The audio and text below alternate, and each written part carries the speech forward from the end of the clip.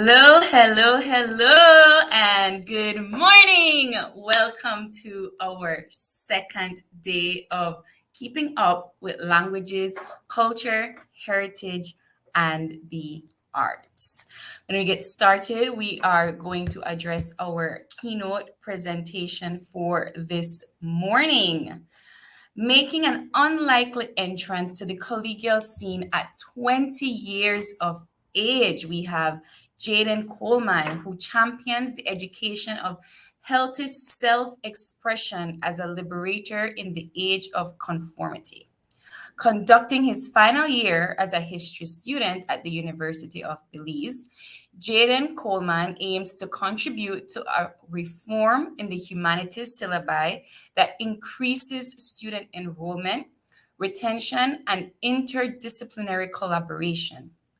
Serving as vice chair for the Inter American Committee for the Integral Development at Model Organization of American States OAS, Coleman's policy proposals consider education as the only equal in the war on privation. Coleman is regularly seated in debating societies deliberating on long term solutions to contemporary issues. Outside of academia, Coleman participates in sporting events and works on his poetry and prose writing, equally concerned with the vitality of body and mind. Henby is proud to have Jaden Coleman as our keynote speaker for our second day of KULCHA. Hello to all. My name is Aidan Coleman, a senior in the University of Belize's history program, and I have the privilege of commencing a day of research that I feel has a little something for everyone's taste. Given today's historical focus, I thought it best to remind us all of our discipline's prevailing issue.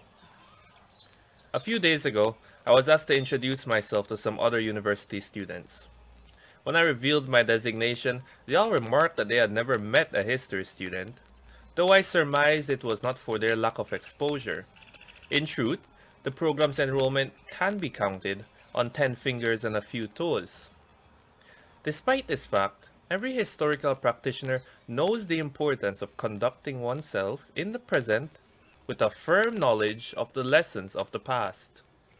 Revolutionaries have found success by studying the past and not committing the errors of their executed predecessors. Even the politician mechanizes history in the critique of his opponent. Yet, the discipline has no real traction, and each day the connotations persist, positing that not only do you spend 4 years becoming unmarketable, but you also spend those 4 years under endless books and essays which have nothing to do with your present condition. As stakeholders, we know these to be false, and I don't intend to prove otherwise. My goal here today is to encourage action, as I believe that historical study has immense value in combating the inertia that proliferates crime and coordinating purpose in the lives of Belizean youth. This, of course, begins with the work of debunking the misconceptions of historical study. And like any attempt at rehabilitation, it must begin with accepting our equal complicity in creating them. History, for myself and a few others, was not the first choice. However, what was intended to be a mere dalliance has turned into quite a prolonged romance.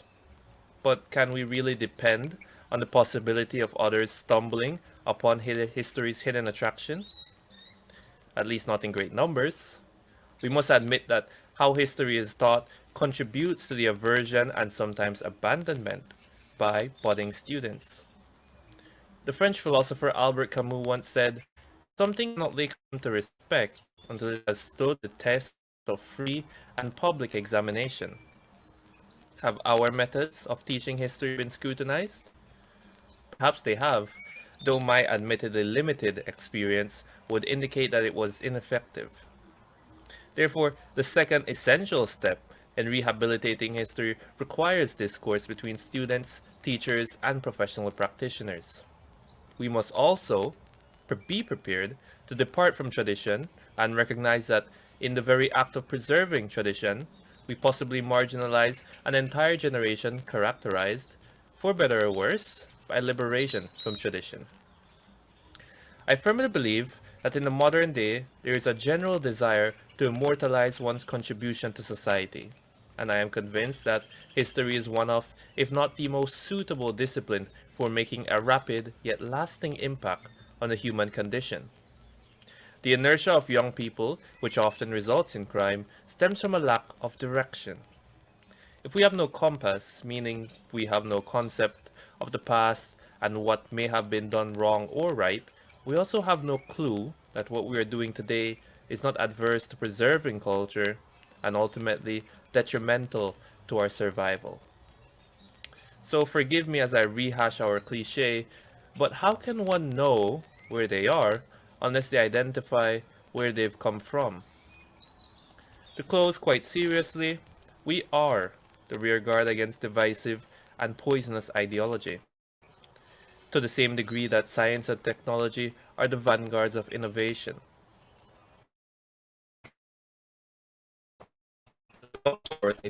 We as practitioners must accept that we have a role to play in the decline of historical study and in its solution today. We must endeavor to convene, communicate, and give equal consideration to the suggestion of each other, and be prepared and willing to break the chains of tradition, which ironically keep us trapped in the past, meanwhile the rest of the world forges ahead. Thank you.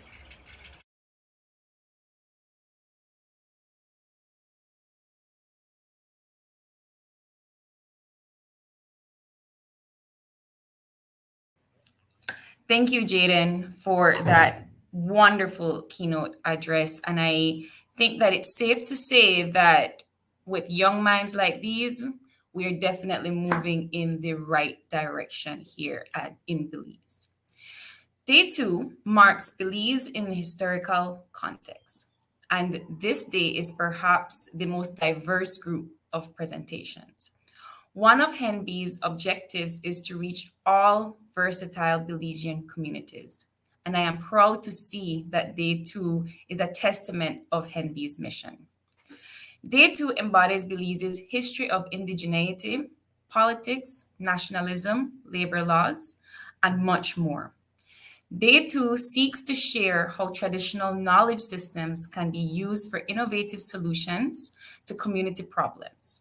We see this in presentations such as 5 Minutes with D and the menstrual products addressing period poverty in Belize, where these presenters take social issues in their respective communities and create newfound ways to solve these problems. Being stewards for language and reef preservation is all part of paving new cultural traits that Belizeans seem to privy to. Nevertheless, let me not delay. Let's get day 2 of our KULCHA Symposium started. Opening up our day 2 presentations is Mr. Aidan Hunt. Aidan has been obsessed with history, but more importantly, obscure history. Mr. Hunt has lived in Belize his whole life and has always been keen to find out about Belizean stories. But to his disappointment, he never really found anything, at least not on the surface. After feeling burnt out with the Eurocentric history, Aidan began to look back to where he was born and the strange and almost dismissive history with our Indigenous people.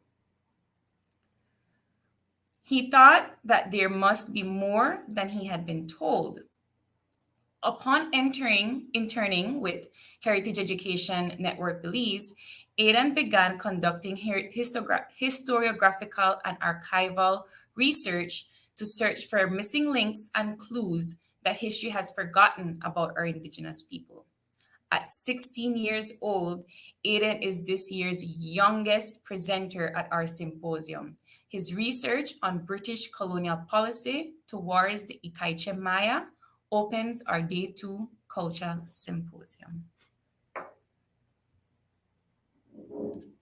Everybody who's helped me along the way with this process. I seriously would have been lost if I was on my own. I would not have known where to look or where even to begin. So I'd like to give a big thanks to Miss April Martinez, the Heritage Foundation, and everyone else who's helped me along the way and supported me, because I wouldn't have had this opportunity otherwise. So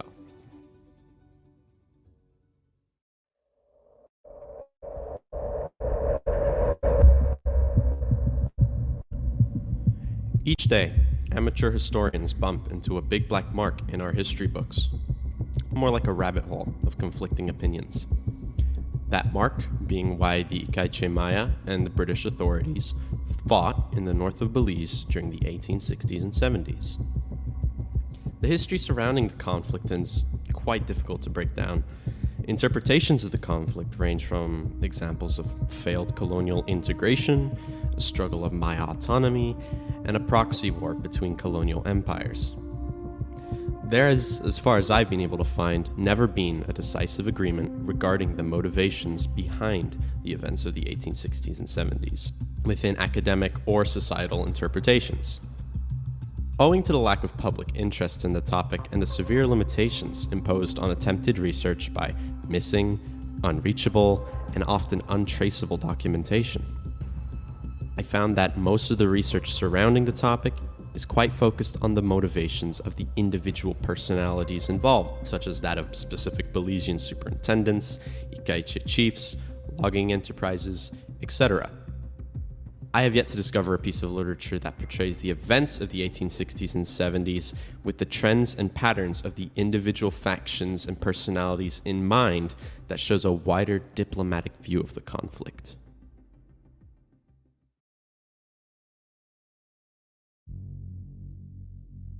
Let's begin.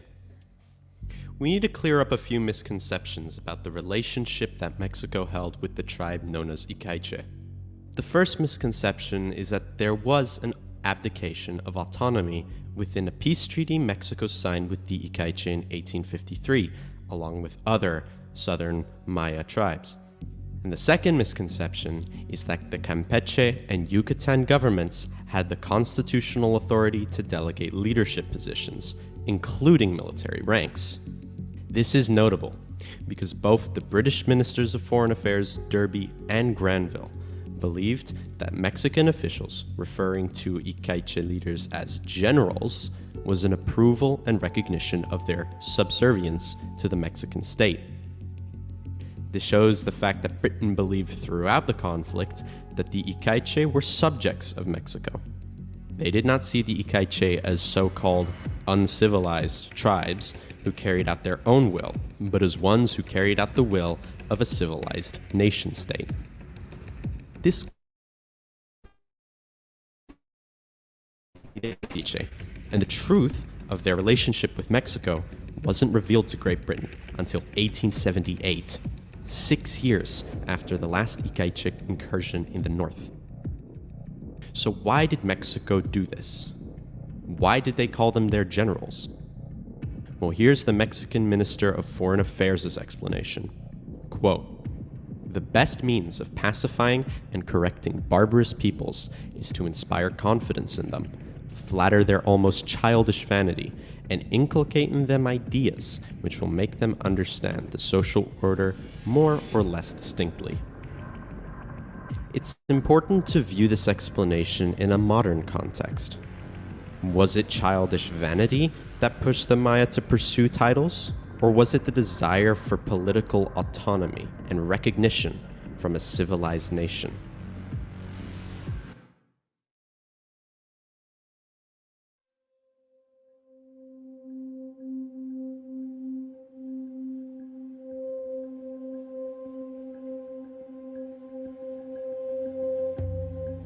The Icaiche, on the other hand, were stuck between a rock and a hard place. They possessed no legal sovereignty in the eyes of Mexico or Great Britain. Thus, they were not protected by the international laws granted to so-called civilized nations, ones that safeguarded their rights. It is because of this situation the Icaiche found themselves in that I believe they pursued a policy of alignment with Mexico. By acting like subjects, they received support, schools, firearms, and security from the Mexicans. Much has been said about the Icaiche's own policy of raiding, intimidating, and holding their enemies for ransom, especially within British territory. At least that's what British documents at the time won't stop talking about. In truth, Britain brought these unpleasant events upon themselves. It began when Britain unintentionally outraged almost all of the Yucatan by pursuing a policy of absolute neutrality during the caste war, while still tolerating an extensive arms trade that emerged with one side. Britain was well aware of the anger and frustration felt by those in a state of war with the Chan Santa Cruz, whom they traded with, but Britain still, even after many protests, tolerated the trade. In October 17, 1855, Superintendent William Stevenson replied to a Mexican authority on the sale of gunpowder and arms to the rebellious Maya. And he declared that it was true that traders of Belize sold gunpowder and arms in considerable quantities to the Yucatan Indians. Not so that the Indians would make war, but as another article of lawful trade. That as these weapons are very quickly damaged, consumers are obliged to buy them almost every year, as well as the powder, which is always of poor quality. And that this retail trade should not be prevented any more than it was possible for the authorities to exercise any vigilance over such an extensive frontier.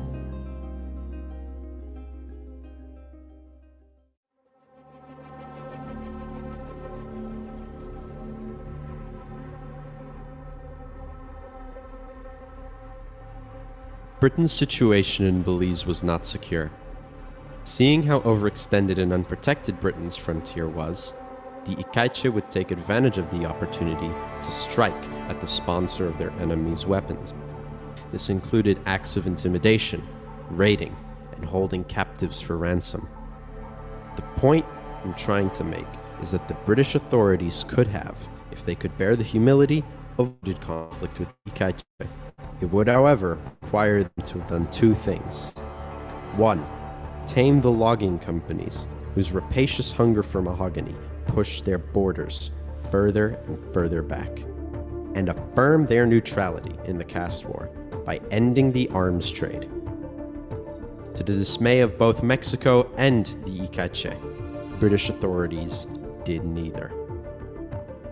A feeling of discomfort, paranoia, and fear-mongering that Britain would later adopt towards the Icaiche was not an isolated pattern of behavior. Excluding the Santa Cruz, whom the British still felt discomfort towards, they would adopt a very similar behavior in regards to the San Pedro Maya, whom resided in territory claimed by Britain, giving out titles the chief Asuncionnec, despite it seeming to have no legal authority within British Honduras. It seems that in giving titles, Britain wished to, New Mexico, secure the loyalty of de facto independent tribe that lived within their claimed territory. And despite aligning themselves somewhat with Britain, the San Pedro Maya would still suffer at the hand of those very same logging firms that hungered for more mahogany. Eventually, their fragile alliance would break down after agents of a British Honduras company subcontractor spread contradicting and fear-mongering misinformation to one another. Throughout the entirety of the 1860s and 70s, Britain and its factions operating in British Honduras were tripping over each other. It is within this environment of disorganization and lack of control that the Icaiche were able to deliver such devastating defeats at the hands of the British. Quote, "Thus it is that all our little wars spring more or less from preventable causes, and are in most cases the result of the rapacity and injustice of a few unprincipled raiders."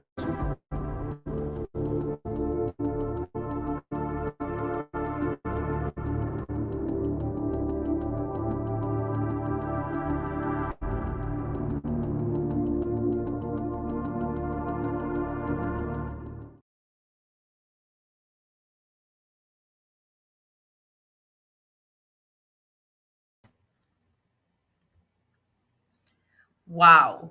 I wanted to wait till today to watch your presentation, Aidan, because I wanted to be surprised with the rest of the audience. And I can safely say, on behalf of all of us here at Heritage Education Network Belize, We are blown away and we are so proud of you, and we wish you all the best and success with the remaining days of your internship here with us.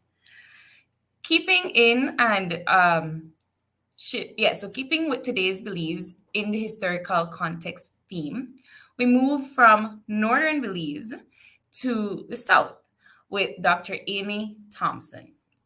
Dr. Thompson is an assistant professor in the Department of Geography and the Environment at the University of Texas at Austin. She earned her PhD from the University of New Mexico in 2019 and was a Bass postdoctoral fellow at the Field Museum from 2020 to 2021. Her research has been funded by the National Science Foundation, the Explorers Club, the Society for American Archaeology, the Copan Maya Foundation, the University of New Mexico, and the University of Texas at Austin. She has conducted research in southern Belize since 2008, working alongside Mopan Maya communities and engaging in community-based archaeology. Dr. Thompson's presentation, titled Historic and Spatial Narratives of Indigenous Landscapes, Mopan and Icaiche Maya Land Tenure and Village Formation in Southern Belize, discusses the historical narratives of Maya communities in southern Belize, providing insights into how different social and environmental variables impact settlement selection and community formation. Here is Dr. Amy Thompson.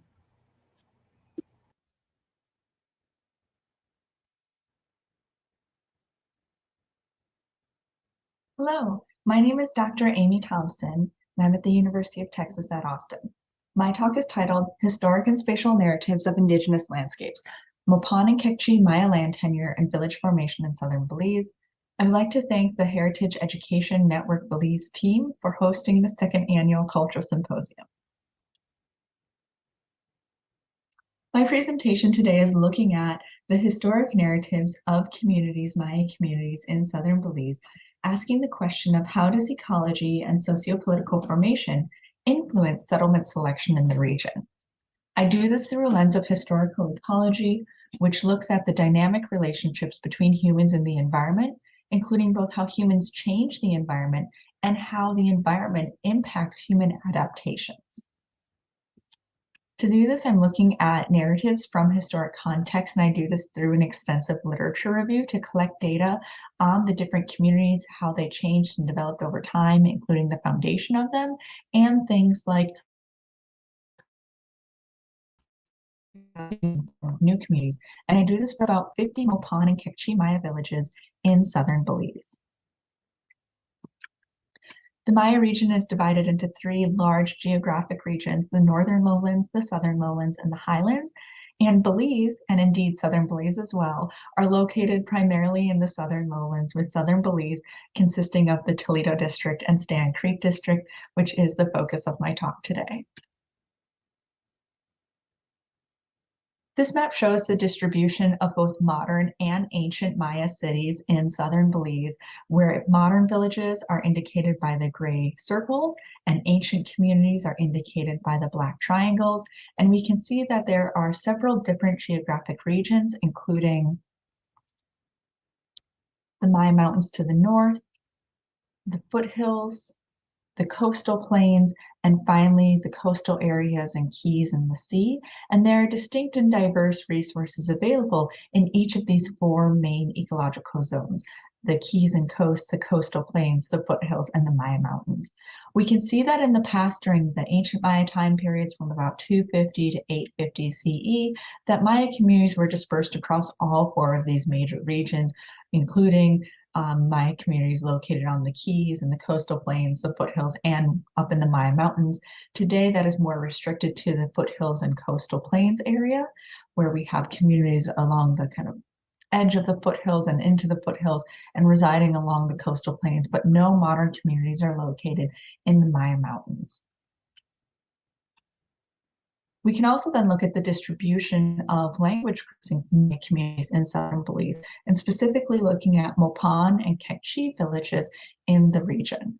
We can see by the green dots, these are where Mopan villages are located, and the blue dots indicate which villages the primary language is Kekchi, and yellow indicators show villages that speak both Mopan and Kekchi.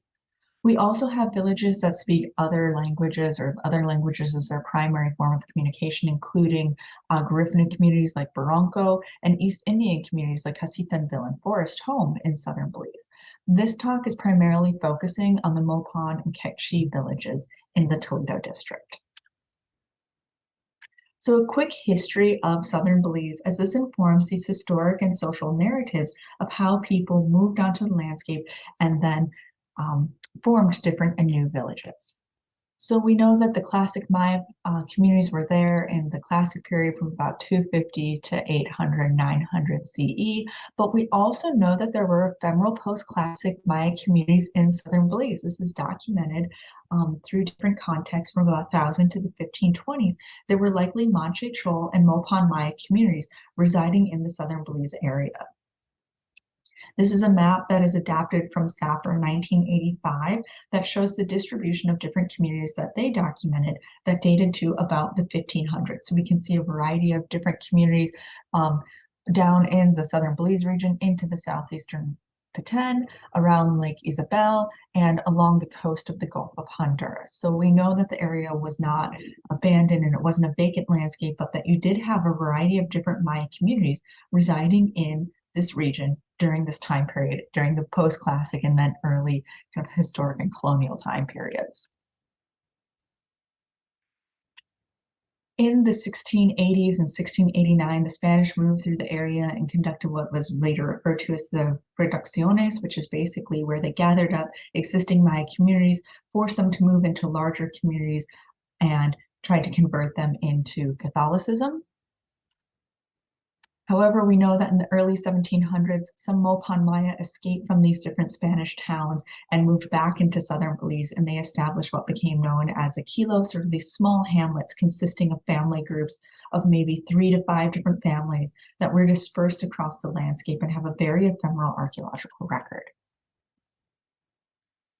Logging had been occurring in northern parts of Belize for many years, but we don't see logging move into southern Belize until the early 1800s, when the British loggers began exploiting lands in southern Belize as they moved their logging industries further and further south. Part of the reason is that the rivers in southern Belize are a little bit more difficult to navigate than other rivers in Belize, such as the Rio Hondo and the Belize River. But we do start seeing the exploitation of the different lands in southern Belize by British loggers in the early 1800s. In 1837, private and crown lands were established, and this meant then that occupants on these different crown lands were forced to pay taxes. This is important because folks living in these small Iquilos likely didn't have a lot of access to money. They weren't moving into these large economic hubs or having access to that, but now they had to start paying taxes on the land that they were living on. In the 1850s, we see larger scale logging companies moving into southern Belize, and we see concessions given to these companies for logging, the continued exploitation of the forest resources. During this time period too, we also see the establishment of Punta Gorda as a regional economic hub, likely in conjunction with these logging companies. And importantly, in the mid-1880s, we see tensions between the British and the Yucatec Maya in northern Belize associated with these different land rights. And then the effects of this trickle down into southern Belize as well, specifically with the establishment of reservations. So due to these tensions between the British government and Yucatec Maya in northern Belize, different reservations were established in northern Belize, and those were also established later in southern Belize with increased growing Maya communities in the Toledo district. In the 1880s, we see Kekchi communities brought in from the Alta Verapaz of the Guatemalan highlands, and they were brought into southern Belize and forced to work as low-wage laborers. And right around that same time period in 1886, it's well documented that a Mopan community fled from oppressive Guatemalan governments, and they fled into southern Belize, and specifically the site of the modern community of Pueblo Viejo in the 1886, and those communities later moved inland further to San Antonio Village in 1889 due to increased tensions with Guatemalan communities. So they moved inland to reduce tensions with other communities. Around that same time period in the 1880s, the Icaiche village of San Pedro Sarstún was founded. I note that between the 1880s and 1960s, there were major inland transportation routes, but these were primarily just footpaths and navigable rivers. That there were no major roads in the region at the time, and that southern Belize in general was only accessible via boat going from Belize City or other communities further north down into Punta Gorda, and then having to move inland from there via rivers or via footpaths. But in the 1930s, there was the first logging road that was constructed going from Punta Gorda to Dump, so it moved from the coast inland, which provided some access of these inland communities to the economic hub of PG, or Punta Gorda. In the 1970s, the Southern Highway was finally constructed, and this connected the Toledo district to the rest of the country. This is important because it allows different job opportunities and economic opportunities for the communities in the Toledo district. Throughout the late 90s, we see the continued improvement of things like roads, water towers were established, households had access to water via pipes instead of being solely reliant on freshwater springs and rivers. And we see the pavement of important roads, including the Southern Highway going from Stan Creek District south. And we see the pavement of the San Antonio to Halacte Road going from about the dump area of the Southern Highway inland to the border with Guatemala. So we see major changes happen specifically after the 1970s, which increased the integration of the Toledo district into the rest of the Belizean economy. So using this historic narrative, I divided the history of Southern Belize into 3 specific time bins in order to assess how did different ecological and social variables influence the settlement selection and establishment of these new communities. And these time bins are from about the 1850s to 1930s when we see the first logging road appear, from 1931 to 1970, 1970 being the important foundation of the Southern Belize Highway being connected, and then from 1971 to present, which has the increased integration of Southern Belize into the Belizean economy. We can then map these kind of trends out into this map where we see again where different Mopan and Icaiche Maya communities are located. We can also see the different land holdings that existed in the Toledo district, including reserve and preserve areas in green, and private estates or land holdings that are not available for people to move on to in pink, as well as the different reservations for Mopan and Icaiche communities in yellow and orange. So this shows us that there's not a lot of land that people can continue to fission off and move into in the districts itself. That a lot of the space is actually held up through either reservations, private estates, or preserves. We can then also see the movement of road systems, including the Southern Highway here, and different smaller unimproved roads that connect these villages inland into the major roads. And we see that this road here from Punta Gorda to about Dump was established in 1930, and then the Southern Highway from Dump northward was constructed in the 1970s. And again, we see that Mopan communities were living in the foothill regions from the 1880s to present, and that the Icaiche communities were living in the southern part of the Toledo district from, again, the 1880s present. So we see these distinct areas where Mopan and Icaiche communities were residing, but after the 1970s, with the establishment of the Southern Highway, we see them continuing to fission off and move northward, having these less geospatially discrete areas for the different communities. We also see this kind of increased diversity in these communities during that time.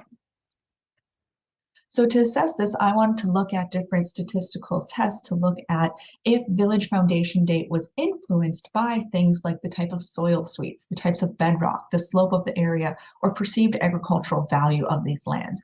So I did statistical tests including a chi-square with a Fisher's exact correction for small sample sizes, as well as a Kruskal-Wallis test with a Wilcox correction for small sample sizes.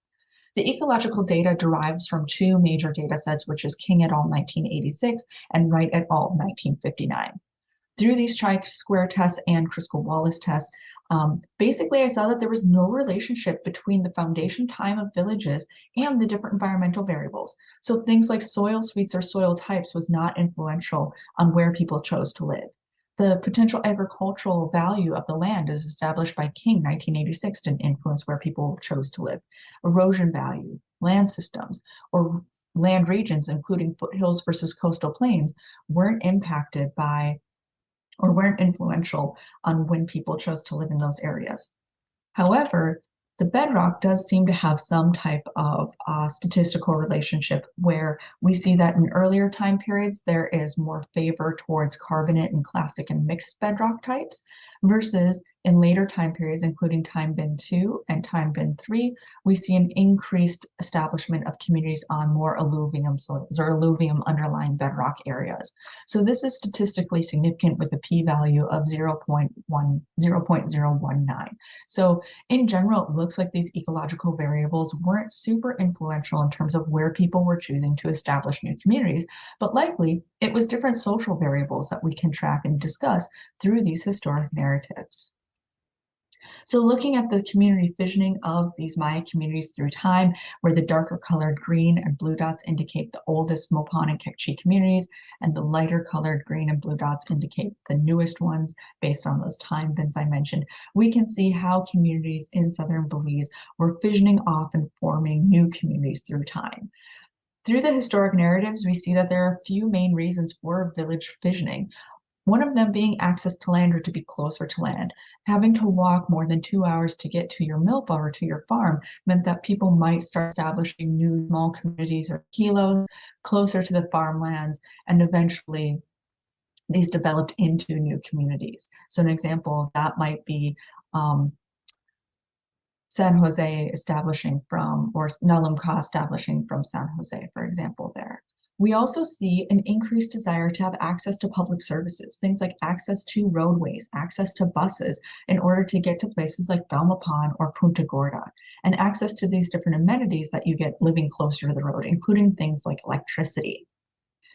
And we notice that the fissioning of the cycles of fissioning happen in about generational cycles or about every 20 years, but there's not a set population trend. These villages aren't reaching a carrying capacity of a certain threshold of populations before they fission off. So it seems like it's more to do with different access to public services and amenities rather than hitting an ecological carrying capacity. So in general, we notice that things like access to transportation is important to Maya communities. That seems this case today, historically, and it's also been documented among the classic Maya of southern Belize. But we also note that there are restrictions on where people could live based on these different land holdings, things like preserve areas, private estates, and village reservations or different reservation systems. And it seems that there are shifts in what make a patch of land desirable. This coincides with changing economies and globalization, the establishment of new infrastructure, including electricity and roads, that impacts where people want to live. And from the 1880s to present. So the main conclusions are, it looks like the early Mopan freely occupied highly productive agricultural lands in the Toledo uplands and that foothills region, while the early Icaiche were brought into southern Belize under a despotic system for these as low-wage laborers. And later sociopolitical regulations kind of constrained where these Maya settlements choices could occur based on economic and political actors who had disproportionate control over access to certain resources. So things like logging concessions. The Maya were allowed to settle on lands, but only those that were available within limited lands, as I showed on the map that showed the distribution of reservations, private estates, and preserves. And that infrastructure, things like roads, water systems, increased and may have increased the suitability of these otherwise agriculturally marginal lands, especially moving up north into the along the Southern Highway, and that we see a change in what is desired as what is deemed as suitable or desired land for people to live on. And overall, there seems to be a shift away from farming and greater emphasis on different types of economies. So with that, I thank you, and I'd like to just show some acknowledgements here, and I'm happy to answer any questions. Thank you all so much, and enjoy the rest of the KULCHA Symposium. Thank you so much, Dr. Thompson, for that wonderful and insightful presentation. Shifting gears, but staying within our theme of historical context, we move a bit forward in Belize's historical timeline to a more industrialized Belize. Belizean exceptionalism, exploring ethnicity and party politics in Belize's political culture. This presentation is brought to you by Dr. Dylan Vernon. Dr. Dylan Vernon was ambassador of Belize to the European Union from 2013 to 2020. Before diplomacy, his career included directing the Society for Promotion of Education and Research, SPEAR, managing the Belize UNDP office, lecturing at the University of Belize, and chairing the Political Reform Commission from 1999 to 2000. He participated in almost every governance reform initiative in Belize between 1990 and 2009. He holds a PhD in Caribbean and Latin American politics and currently directs a governance and social policy consultancy firm. His research interests include exploring Belizean political culture. Without further ado, this is Mr. Dylan Vernon, Dr. Dylan Vernon's presentation.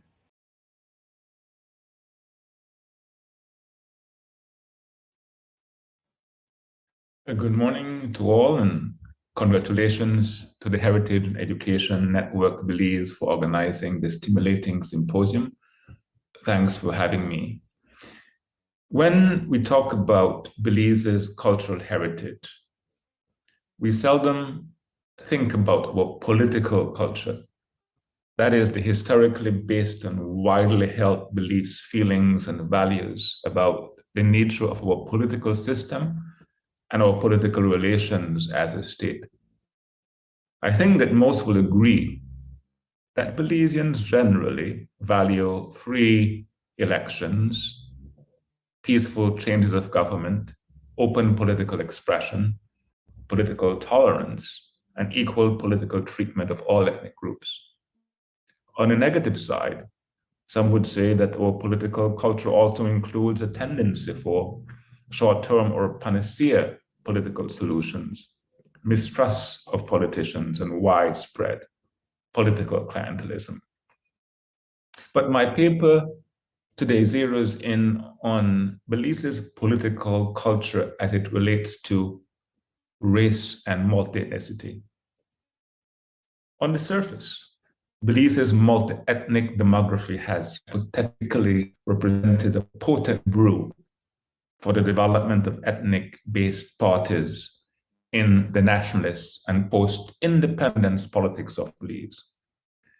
We know that since the 1950s, there have been 6 ethnic groups with more than 3% of the population, and that since independence, the proportion of the largest 2 groups, the Creole and the Mestizo, seen at the top there, has experienced major demographic.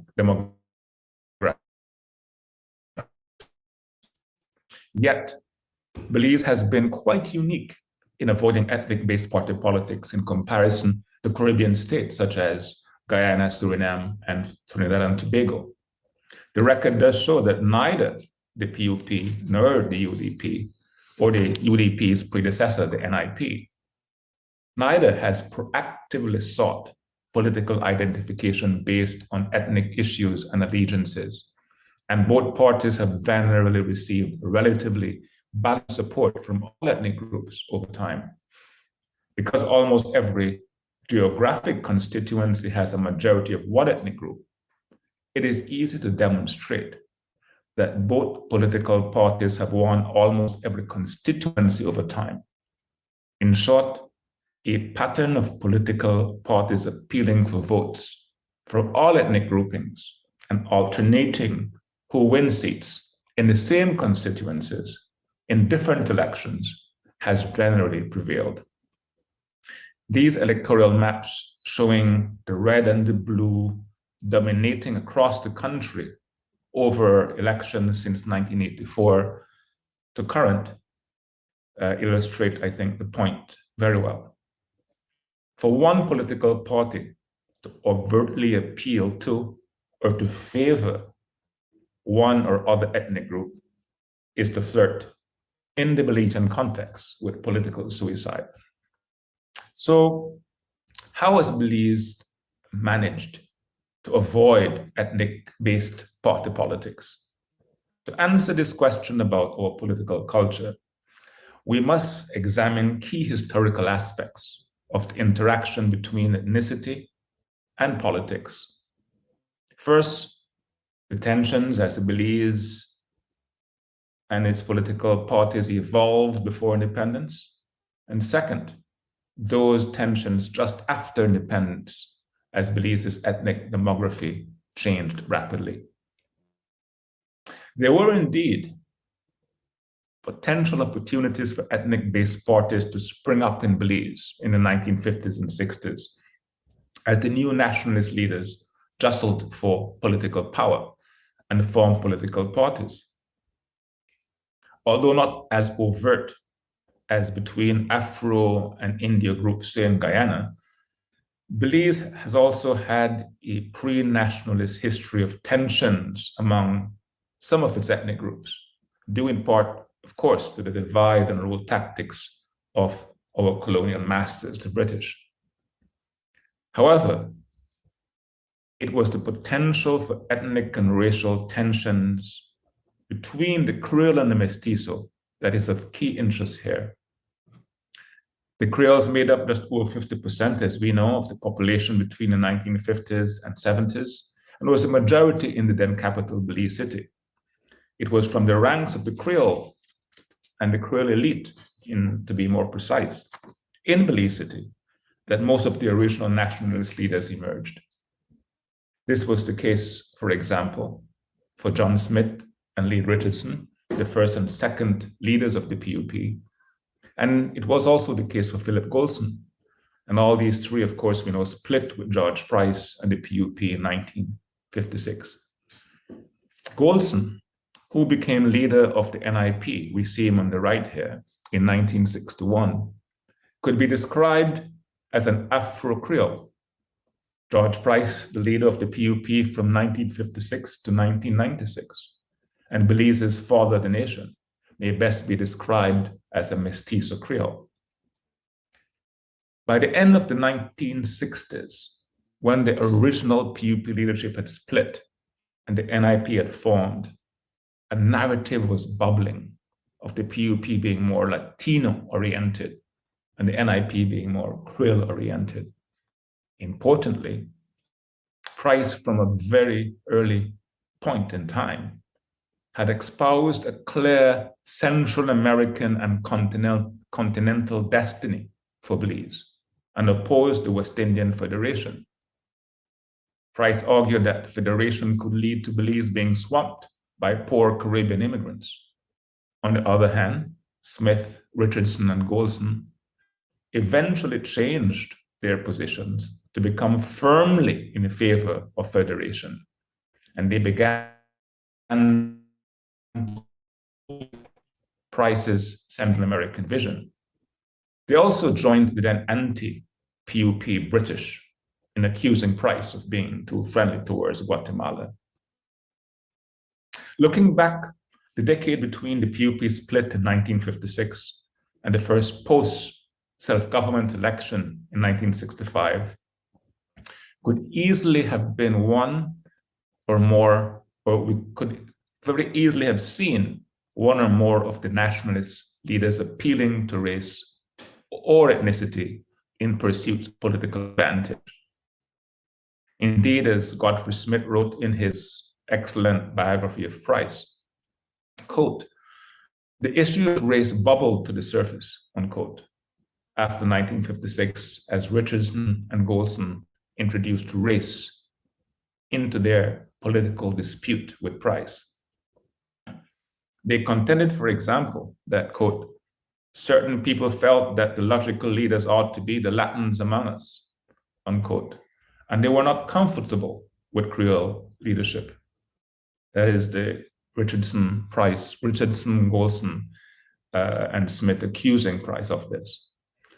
They suggested that Latinos were planning to uproot the Creole leadership. At the same time, Price doubled down on his vision for a Latin American economic destiny for Belize. Not surprisingly, the British colonial authorities preferred a less militant NIP at the time and sought actively to destabilize the PUP and discredit Price. In this context, the British's devious and divisive tactics could have helped to trigger overt racial and ethnic party politics, were it not for more powerful mitigating factors. The first mitigating factor was that of race, was that of class. For a while, the NIP had taken almost all the original elite Creole leaders from the PUP was able to attract others while maintaining the support of the masses of the working class Creole, who had been, as we know, the labor backbone of the fading forestry industry. The second is that the geographical clustering in separate spaces by Belize's ethnic groups limited, did not eliminate, but limited intense competition with each other for resources and power, a point often made by the Caribbeanist Ralph Premdas. Third, by the time of the 1956 split, the PUP and Price successfully built a truly national party on the very broad back of the national labor movement. As such, all other ethnic groups were being integrated in the PUP and in national politics well before the NIP was formed in 1958. Importantly, the PUP was winning national elections and was able to dispense programmatic as well as clientelist resources and favors to supporters of all ethnic groups across the nation. Relatedly, Price deliberately began to bring in new leaders over the next decade so that in terms of race and ethnicity, the PUP's leadership and Price's cabinets began to look like the multi-ethnic nation of Belize. Fourth, the PUP and Price's approach to appealing to voters across race and ethnicity in all constituencies was one that Golson and the NIP eventually emulated to become electorally competitive at the national level. After 1973, the UDP, which followed the NIP, sought to mobilize more national support across all ethnic lines.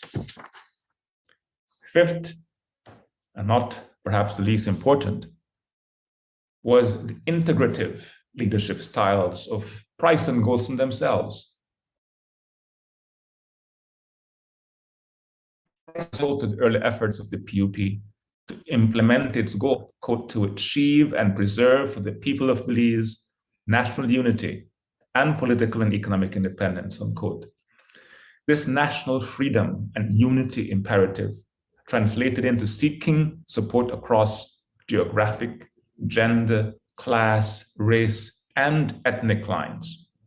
And this approach to winning became politically dominant. However, it is equally important to acknowledge that Philip Golson, who was so long in opposition, deserves credit for not pursuing an ethnic political approach to political power when hypothetically he easily could have. So the key point here is that by the last pre-independence election in 1979, a multi-ethnic political party strategy by both major political parties, both mass parties, the PUP and the UDP, a strategy was evolving into what is now a key feature of Belize's political culture. Now, how would this play out after independence? To that, we now turn. We know by now that this aspect, this multi-ethnic political party strategy, this aspect of our political culture, has survived since independence, even though it has been tested. Perhaps the biggest test has been demographic. The outmigration of Creoles, but especially the influx of Latinos from other Central American states in the 1980s and 1990s have resulted in proportional decreases in the Creole population alongside concurrent increases in the Mestizo population. And we all expect this trend to be further reflected in the current 2022 census. Such major demographic shifts have caused prolonged ethnic violence and even civil wars in other states.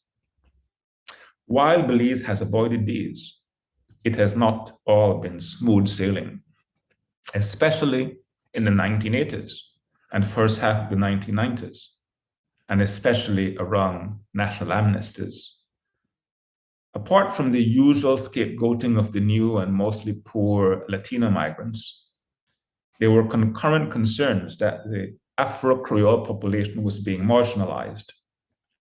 Politically, before the 1984 elections, the opposition UDP repeatedly criticized the People's United Party's government's refugee and immigration policies as being too liberal and aimed at Latinizing electorate to its advantage. There was even some talk in some circles of a brewing ethnic war, as captured very well in this Buckdown cover of 1982. The PUP's government's first attempt at a policy response in 1984 was to agree with the dangers of the alien situation, as it called it, while at the same time implementing Belize's first amnesty before he brought a crackdown. Interestingly, one PUP minister, apparently also concerned about the influx from our Central American neighbors, floated the idea of bringing immigrants from Haiti. After the UDP won its first election in 1984, an immigration committee recommended importing Caribbean contract labor, but this was never acted upon. Overall, however, the UDP's immigration policies were in practice not that much different from the PUP's. And when in power, the UDP dispensed state programs and clientelist resources without overt discrimination of any ethnic group. The key reason why Belize emerged from these and later ethnic shifts and other challenges without a drift to ethnic-based political parties was that the political practice of both parties ethnic lines in all constituencies had solidified sufficiently by the 1980s. Importantly, the first UDP victory in 1984 saw it also win seats from geographical constituencies with majorities of every ethnic group, with Manuel Esquivel, a mestizo leader, at the helm. Then, as both parties traded turns in power, it was clear that neither the UDP or the PUP or the UDP, neither of them directly targeted one ethnic group over another. Such concerns almost evaporated in 2008, when the UDP swept 7 of 8 mestizo majority constituencies in the north. At the same time, Belize's first Creole prime minister was elected. Over time, the new Latino immigrants became targeted as potential voters and clients for both major political parties. Although it was the PUP that began to do this in the 1990s, the UDP promptly followed. Importantly, The new migrants have been targeted not because of their ethnicity as Latinos, but because of their voting appeal, just as all ethnic groups have been historically. Indeed, the lack of visible clientelist discrimination based on ethnicity, or at least the perception thereof, has itself contributed to the perpetuation of political parties that are integrated by ethnicity. Former Prime Minister Dean Barrow, who was in London on an official visit, gave an interview to Sky News in June 2013, and he pinpointed this aspect of our political culture. He noted how seamlessly Belize has managed tectonic democratic shifts. He went on to say, now the largest segment of the ethnic population would be Hispanic or Mestizo. Notwithstanding that here it is that a Black person is able to be elected prime minister. So I think we have assimilated very well, and we are very proud of it, end of quote. John Briceño, our current prime minister, the first from a northern district, a Mestizo district, outside of Belize City, would likely express similar Belizean pride. Yet it is important that we do not mistake Belize's avoidance of ethnic-based political parties with the avoidance of all ethnic politics or ethnic tensions. Ethnicity plays a role in who is elected as candidates at a constituency level and in how cabinet posts and senior appointments are distributed. It facilitates the distribution of clientelist inducements, and rewards through existing ethnic networks. And each of the major ethnic groups now have ethnic councils that can lobby politically on their behalf. However, a political culture has evolved in which voters are not targeted by political parties based largely on ethnicity. A political culture has consolidated in which winning in the context of Belize's Westminster model is best ensured by appealing to all ethnic groups. As such, in terms of ethnicity, Belize has equal opportunity political parties and politicians across urban and rural communities, across gender, across migratory status. No party, no politician can be seen or perceived to be seen to give preference or to exclude one or other ethnic group. One downside of this is that Belize's political leaders have shied away from and tiptoed around important policy decisions related to key issues of immigration, population, language, for example, and yes, implementing customary land rights for the Maya. In conclusion,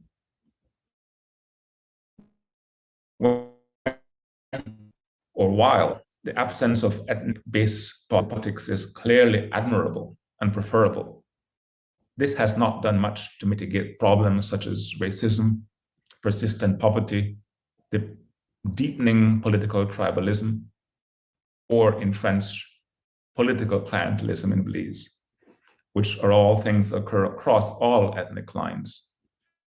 Yet, if not exceptional, the Belize case is different in a unique way for a multi-ethnic developing state, at least in the Caribbean.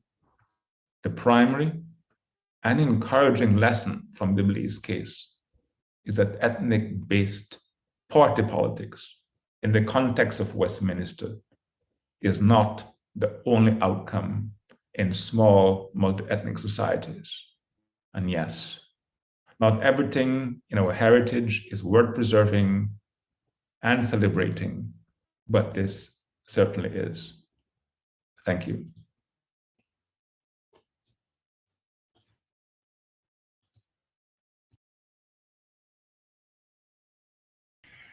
Thank you so much, Dr. Vernon, for that insightful presentation. And I really would like to just put in a small marketing plunge that this presentation is also based on Dr. Vernon's book that is available for you all to continuously look at the rest of his research. There's a small synopsis that he gave us if you want to read and go down a rabbit hole further. You can always find his book.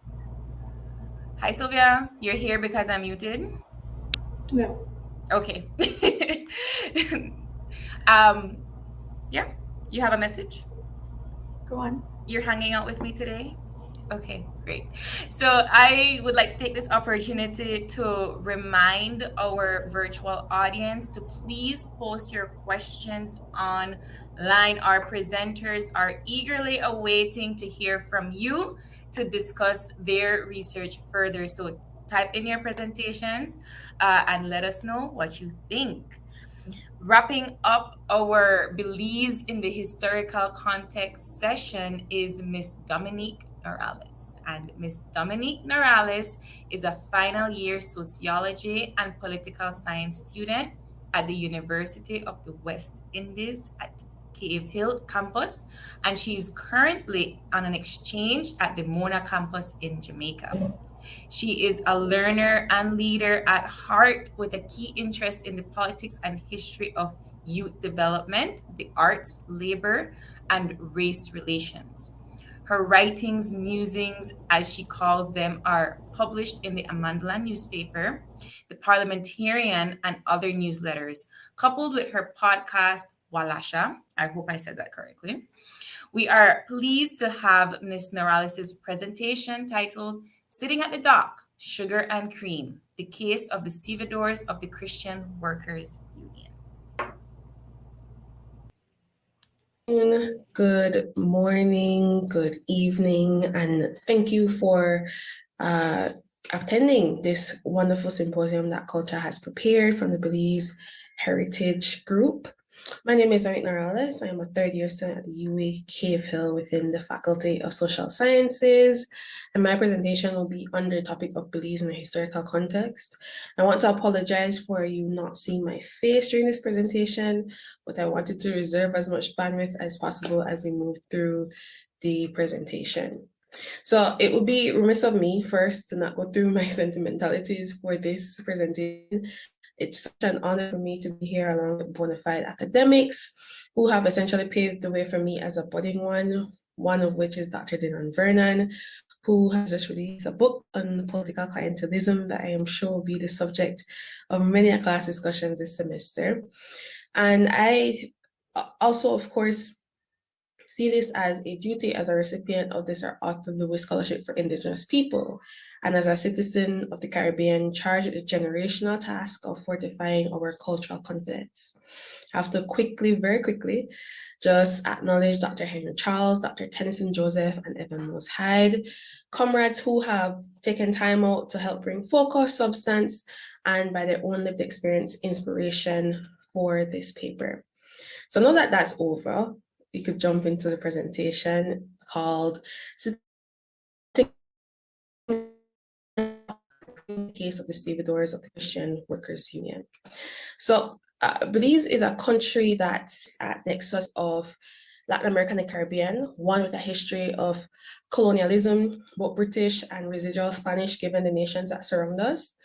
It's an ebb and flow that has dictated in many ways the state of nation, state Belize.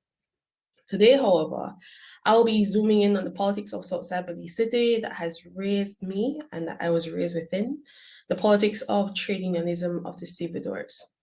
So writing this commentary paper for me was an attempt at epistapraxis, which is combining what Aidan and Shera call the process which society seeks to achieve an understanding in relation to its environment, and epistemology and practice of Verde, which marries reflection and action, that teaches us to on our reality and transform it through further action and critical reflection. I think Professor Charlene Swartz beautifully marks this as an exercise that challenges the boundaries between knowledge, practice, and politics. So what are some of the contemporary challenges faced by unionism in the Caribbean, trade unionism in the Caribbean? Here are some of the challenges that I think can go across board. The internal grievance committees that are established by companies to kind of win the bargaining power of unions. There's also the pacifying employment benefits, what would I call like that? Their shush benefits or their shush money to get us to not engage with the bargaining for our labor rights. There's, of course, within the Caribbean context, and I think even outside in some ways, infiltration of party political interest, and then the general mindset related to the antiquity of trade unions.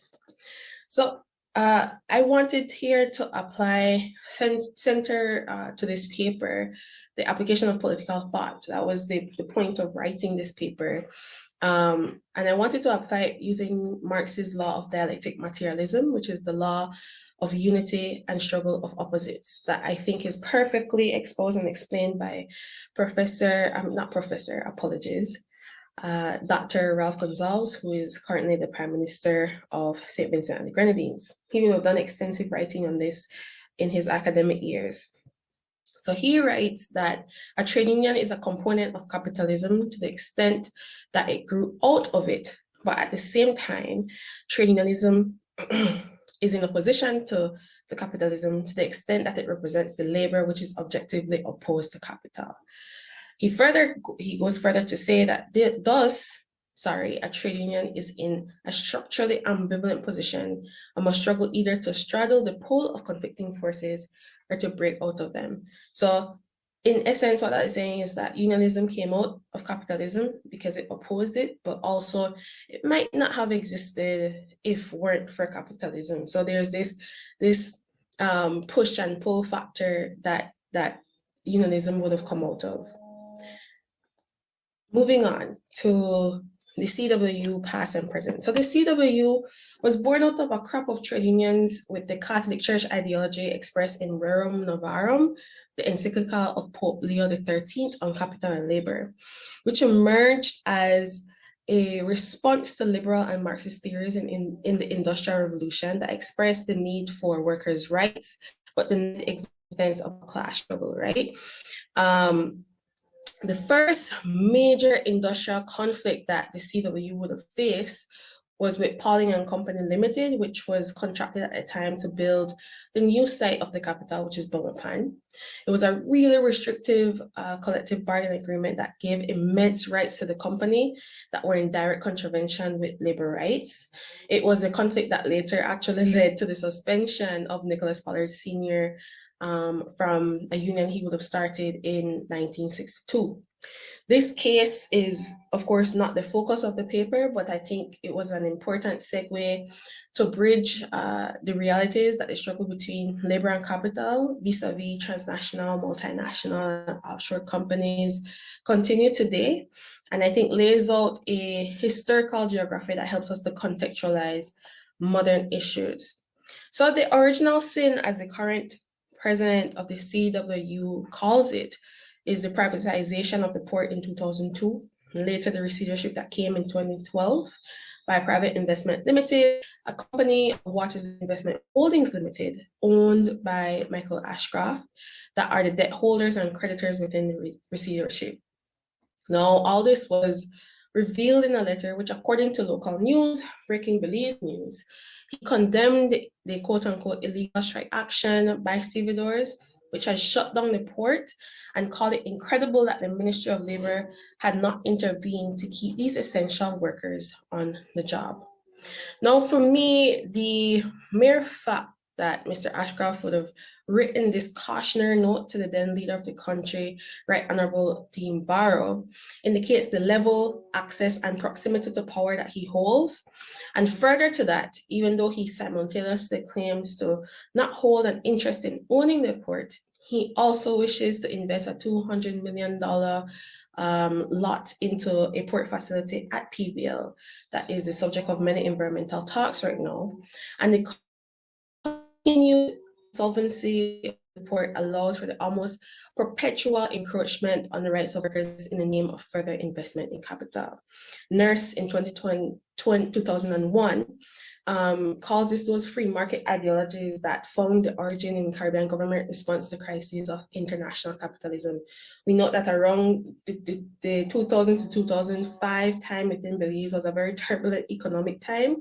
And so not we, but I believe that this was part and parcel of those government responses. And it was also like private business that kind of went left. So there are several things that were happening that I think would have influenced where we are now with the Port of Belize and the Stevedores. Now, as we move just forward in the presentation, two of the things that I think the paper would have focused on was state and economic violence against the trade union. So the COVID pandemic acted as a sort of, what we call in a Creole, that cover Benjamin for the PBL, because it was during the grueling heights of the pandemic that the company decided to carry out its economic onslaught on the sister unit of the only completely unionized workforce in Belize, citing a 40% fall in revenue.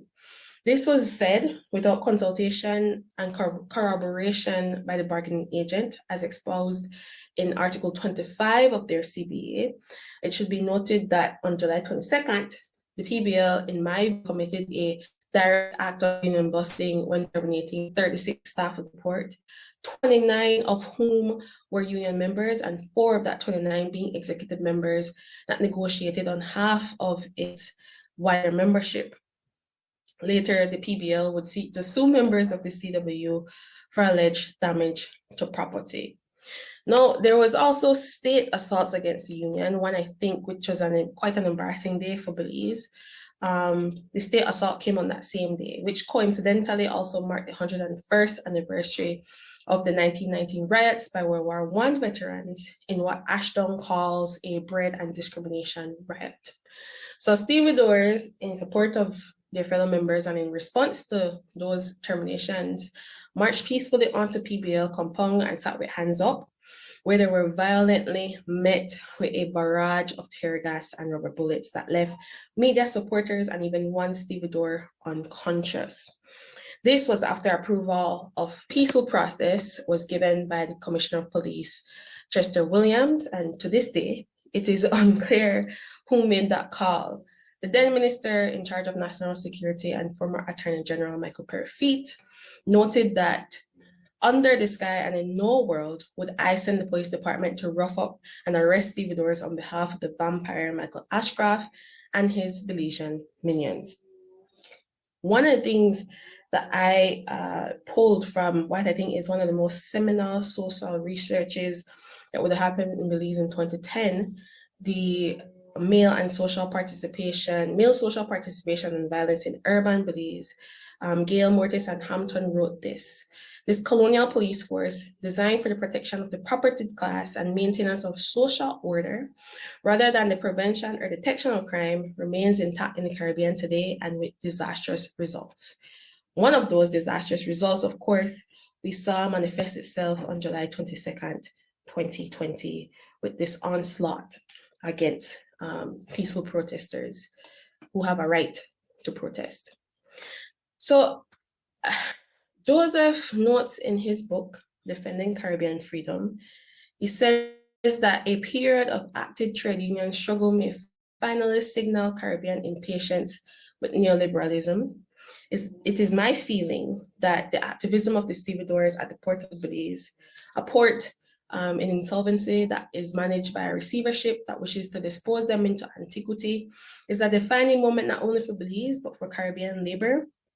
And I think we are to savor it as a point of vitality and virility of the labor movement, which is all of our concern. I wanted to end with a very jarring and emotional interview by Evan Mosehide, who is the president of the CW, who responded to a question from the media about, how is the media supposed to feel? Not the media, how are businesses supposed to feel when you essentially shut down the port? And his response was that I think encompasses all the things that we have spoken about: capitalism, exploitation of labor, the type of jobs that we have been we have been given to do because of our history. It encompasses so many things of both historical, contemporary, and futures, really.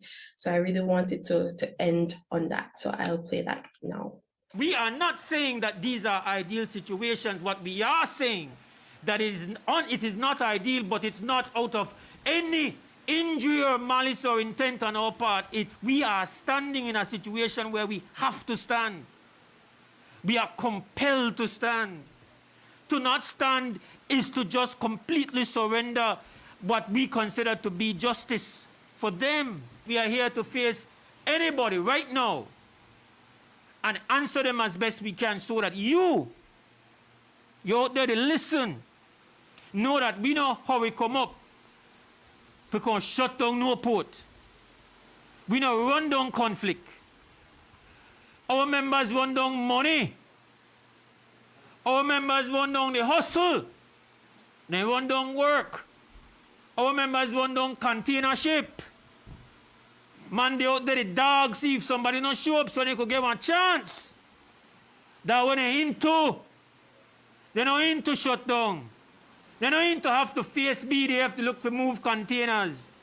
They're not into man, they tell them right now, boy, all on a ship going a big creek. Just imagine that. You best believe that all our members have been told that. So the stance when they take right now, just imagine what it takes for them to take that.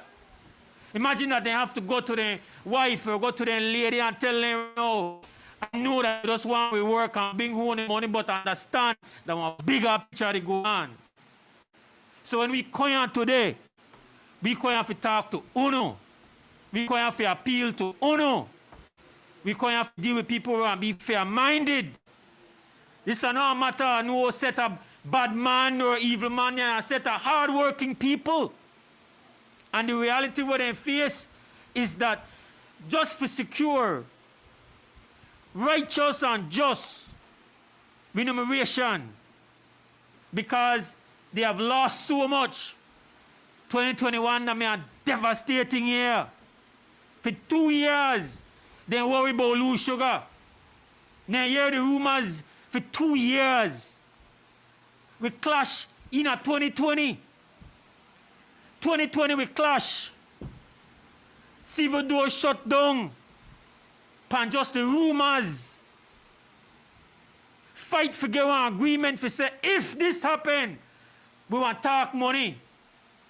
And when it happen and we get one for talk money, man say, no, we want talk gangs. And with that, I end. Like I said, I think it perfectly encompasses the fight that we should all take part in, whether or not we're intimately connected to unions or not. Because, labor has been the driving force of the Belizean society for so long. Politicians recognize that. I think workers recognize that. I think it is time that we all acknowledge the importance of labor and continue to advocate for and lobby for better labor laws that are contextually relevant and that are people-centered and that do not, as I have said, dispose people into antiquity. So thank you very much for your time, and I look forward to your questions as we move through today's symposium. So thank you very much.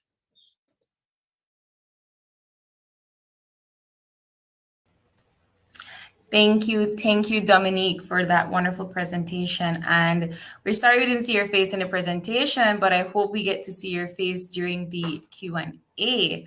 And speaking of the Q&A, I would like to call on our session presenters this morning, Mr. Aidan Hunt, Dr. Amy Thompson, Dr. Dylan Vernon, and Ms. Dominique Noralez to come up.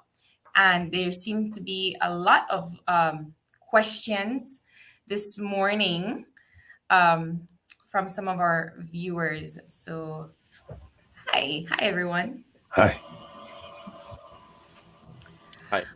All right. So we seem to have a couple of questions here, I guess, for starting with our kind of the last presentations. And I think that this question here comes to Dr. Vernon from one of our volunteers. Hi, Marco. He's asking, present day, do you believe that there is still ethnic tension between our political parties, especially when it comes to ethnic groups outside of the Creole and Mestizo groups? Yes, good morning. Can you hear me? Yes. Okay. Before I answer that question, I try to let me just say that I neglected, in the interest of saving time, to mention that my paper was based upon research I did for my PhD thesis, including archival, secondary research, and also interviews. And I'm working it into a bigger paper. And also, I mentioned that Manuel Esquivel was mestizo. I think I should have said mestizo Creole, as I'm sure that he would insist on. But to answer the question, I think that my paper shows that the ethnic tensions, if there were any significance, was mostly in the 1950s, 60s, as parties were forming. But to say that there are ethnic tensions between the parties since then, I think would be a stretch. But that does not mean that there weren't ethnic tensions around political issues. But in terms of how that manifested, as I say in the paper, in how politicians lobbied for votes and how people voted, I think that the evidence is showing that there was, it did not reflect itself in the electoral party politics. But looking at today, in terms of ethnic tensions that have some political sort of salience, I think we see a few examples today that we all know of. The Maya land rights issue, where other ethnic groups might feel that special rights are being given to a particular ethnic group, and how that plays out, and political parties may be taking different positions on that. Will that be an issue that breaks this heritage we have of this political culture? Is left to be seen. It will certainly test it. There's also the other example of some people thinking that the Mennonites get special rights in our society, and there are tensions that could develop around that. But I think the key point is that will this result in how people vote for a particular political party in a particular constituency? And I can't predict the future, but so far today, that has not happened. All right. Thank you so much, Dr. Vernon. I hope that answered your question, Marco. And I believe there's another one here for you as well, Dr. Vernon, and this one comes from Ernesto Escobar. Since in the past, leaders are somewhat segregated by race, Creole elite and Latinx, what approaches or leadership styles would a Creole elite possess compared to a Latino leader? Oof. I am glad not to be you right now. No, I think within our Westminster political system, that the features of leadership across ethnicity have been basically the same. Charisma, populist, integrative in terms of how you approach ethnic groups, and that kind of thing. I think that when you're campaigning, perhaps in a particular constituency, and appealing to a particular ethnic group, there are different things that you might do in terms of language, for example, examples you might use, and at that level, yes. But at the national level, I do not think that one can pinpoint necessarily any major leadership sort of differences between a Creole and a Mestizo, as this particular question is asking. Wonderfully put. There's a few more questions here for you, Dr. Vernon, but I will like to incorporate the rest of our presenters. So I have a two-part question here for Aidan. It says here, Mr. Hunt, thoughts on the future of the descendants of the Icaiche Maya in current-day Belize, and the reconciliation with their history and identity, given the historical eugenics that the British implemented via sociocultural and identity rupture. It is viable to encourage reassessment of ethnic identity for these communities should they seek reappropriation from former territories. That's a big question.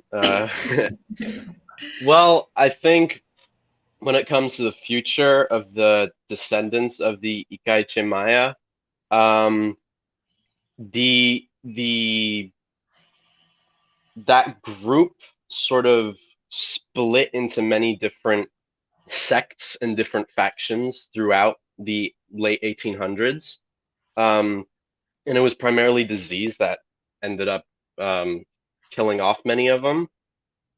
So you see that it kind of becomes tricky when it comes to things such as reconciliation with the British, for example, because there are no direct descendants from the Icaiche that could really claim that in a sense. It's almost, I almost see it as like Italians claiming like the lands of the Romans, for example. It's there's so much splits in the culture.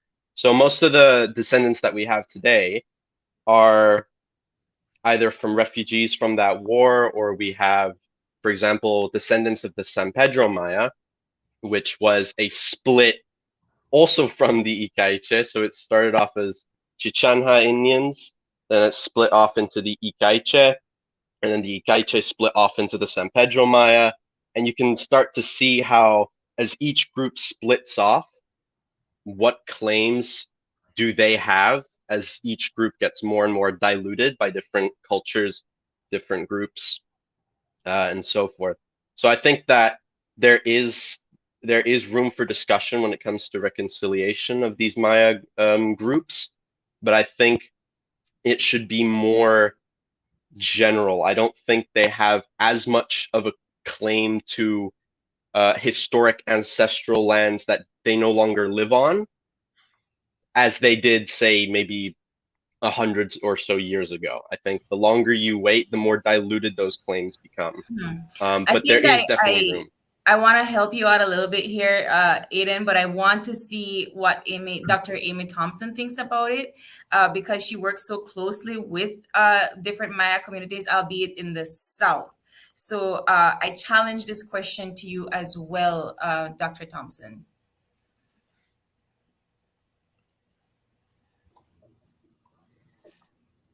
So I'd say that one of the things about the Maya communities in southern Belize is it's obviously a complex and dynamic situation all across Belize and across the Maya lowlands, but that we don't necessarily have that same narrative that Aidan was just talking about, where we kind of know when the Mopan and Kekchi seem to have been brought back into southern Belize during the late 1880s, although it becomes a little bit more complex as we move back from that, knowing that there were likely smaller communities on the landscape. So I do think that the narratives are a little bit different, not only in terms of the Maya communities living there, but also their relationship with the British, because we know that the British came into southern Belize a little bit later, was when those logging concessions or logging groups kind of moved down into the southern part of the country. So they're interesting kind of counter stories to each other that we should look into in more detail, I think, and more comparisons.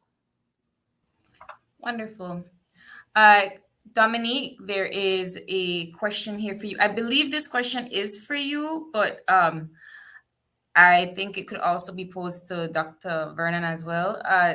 Diane would like to know, do you think that Belize signing onto the amnesty program is a reflection of the current government ideology having a more Latino influence in Belize opposed to a West Indian influence? I'm going to leave that to Dominique.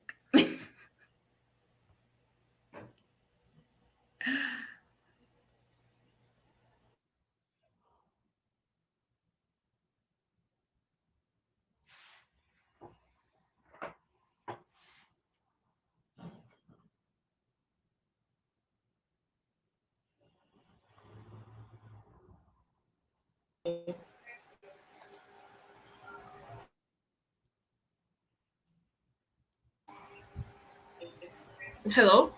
Are you guys hearing me? Yes, no, maybe. Hello? Are you guys hearing me? I feel like yes. All right, great. So I'm looking at this more of a, I don't think it's a reflection of it. I think that's a matter of wider geopolitics. Just because of where Belize is geographically, I don't know if it can be interpreted as such. I know that in very many quarters, when I used to host the morning show at WB, it became a center of the conversation. But it can also be accounted to just a matter of geopolitics and where Belize is, and because I know that came out of the summit of the Americas, which was of course a meeting of all these countries on the continent. So it can be, but I think I would give more weight to the geopolitical factors. I'm very interested to hear what Dr. Dylan would have to say. No, it's a very interesting question.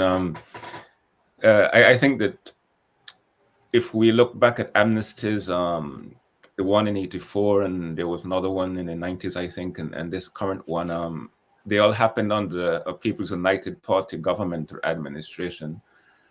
So I can see how some people can think that the People's United Party, which had its origins in being more Central American in terms of its vision, in terms of destiny, in particular George Price. But over time, that diminished, and both parties had similar policies on immigration. And I think that more research would have to be done on that question to come up with a particular answer. I think that while the current opposition, has not had in its history an amnesty when it was in power, its immigration policies have been very, very similar to the current governments. So it's hard to see a strict difference, indeed.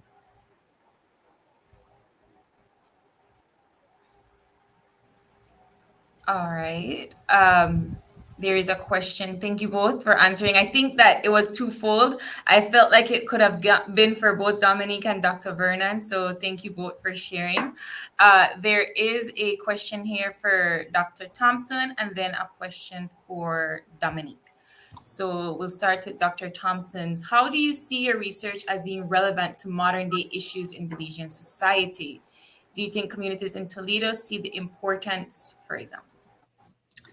So I think that the topics that I talked about in my paper are of significance not only to Belizean society, but people living everywhere, because it has to do with where we choose to live, which is something that every person who is living somewhere has to figure out, in things of, can you, where is there a house available for you to live, or where can you afford to live is a big issue that we have to deal with. Is there certain places that we aren't allowed to build houses, maybe because it is owned by something else or there's an industry there? So not only at the scale of village formation and foundation are these issues relevant to Belizean society, of new villages forming elsewhere in Belize as populations are continuing to grow, but even within communities, we can take these same concepts and scale them down to individual autonomy of where you are choosing to live, wherever you happen to be. I'm in Austin right now. We have folks maybe in San Ignacio or Mopan, and where did you choose to live based on these different kind of ecological and more often now social variables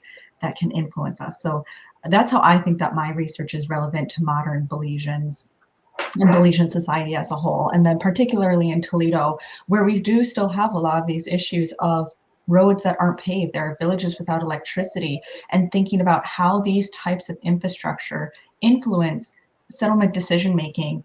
And as we have new generations maybe choosing to move out from certain villages into places that do have that type of infrastructure there. Wonderful. And I do agree. I feel that us trying to still figure out why certain rural areas don't have electricity and others do is part of a larger social issue in Belize. So thank you so much, Dr. Thompson.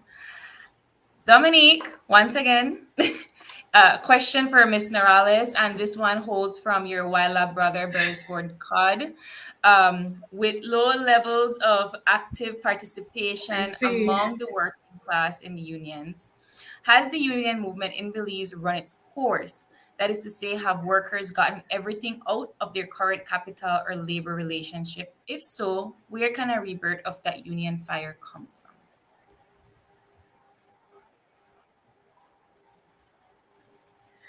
Of course. All right. So, of course, Varys would ask a question like this, and I thank him for asking it. And I have to apologize if there's blotchiness. There's a thunderstorm outside right now. Um, First, I think within a system of global capital, the relationship with labor, labor can never run its course unless capitalism run its course. So that's one thing. I think labor and labor movement should always exist in this space and be in dialectical opposition. It's just the way it should be, because without labor, and I think we have to understand in the Caribbean space as well, our political economy started as a result of labor, forced labor from people who were trafficked and enslaved. And so we can't separate ourselves from that.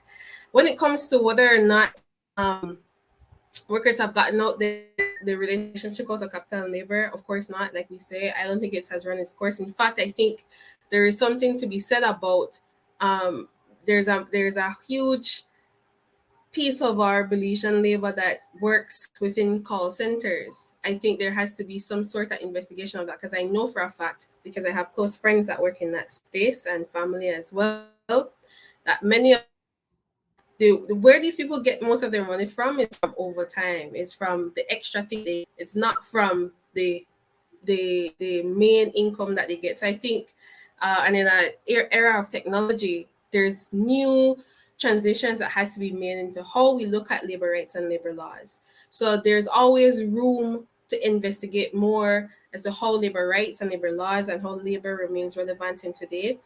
And where can we find the rebirth of that? I think we find the rebirth of labor movements the way that we find it in every other space. uh, where there's social crisis, there's always a leader that rises. There's always, and a leader shouldn't only be viewed as an individual person. A leader should be viewed as a collective of people who see that there is something wrong with a certain situation, and so the more we encourage our young people to civically participate, the more that we teach our young people our history from across generations, that you can apply one historical experience to a very contemporary experience. As long as we continue to do that, I think to give a more direct answer, it has to be within the education system, formal and informal. It has to be with conversations that we have in our very social spaces, because we're very social people in the Caribbean and particularly in Belize. And so I think that's where it comes from, teaching people how to apply history, apply community, and how to apply everyday life and see the people. The labor struggle is not a labor struggle for just people who are comrades within unions. It's a struggle for everyone who lives within a society that I said was started because of the relationship that it had with labor.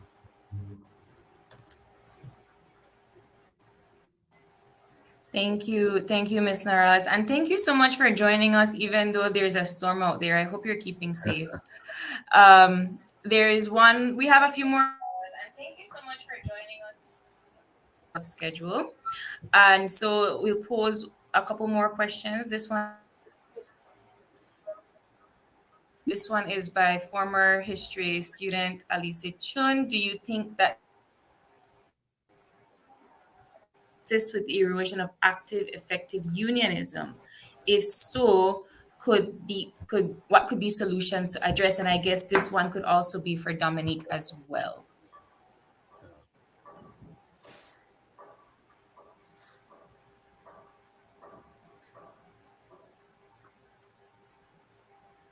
Will Dr. Dylan take it, or will I? The floor is yours. Your mic come on first. Okay, okay. Well, I think do you think that the entrenched political clientelism assists with the erosion of active unionism? I think so. I think we see it very many times in the public service. We see reference to it both anecdotally And within the space, I think huge things that we would have seen within the commission that would have been put forth was that relationship between public service and clientelism in some way, and we see it over and over in the way that we address politicians in the media and we ask questions. So of course, I think it's to erode in some way, but I do hope that there are safeguards put in place to ensure that that doesn't happen, because when we look at if you give up one small thing, it becomes larger and larger and larger as time goes on. So I think it has to be some way to stave off those things. But as always, I always defer to Dr. Dylan to hear his more succinct and pointed thoughts on these things.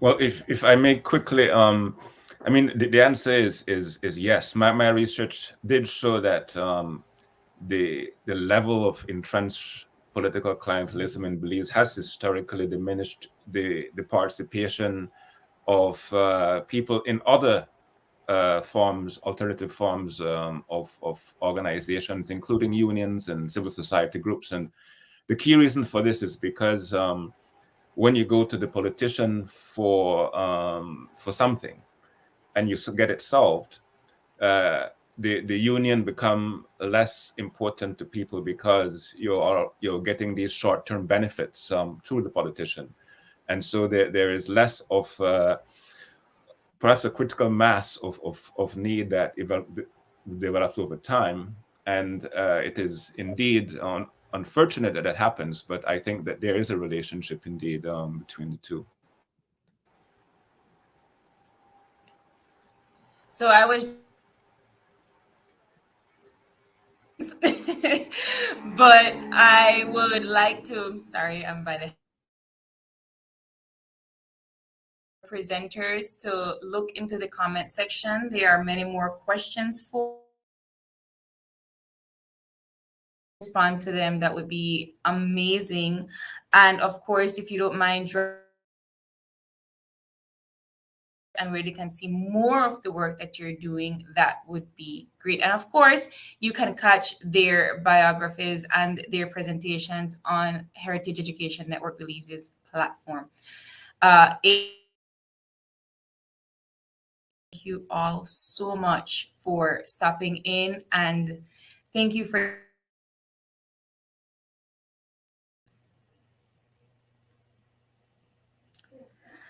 all right. Coffee break at about 10 to 15-minute coffee break, and we'll reconvene. Thank you all for tuning in to Heritage Education Network Belize.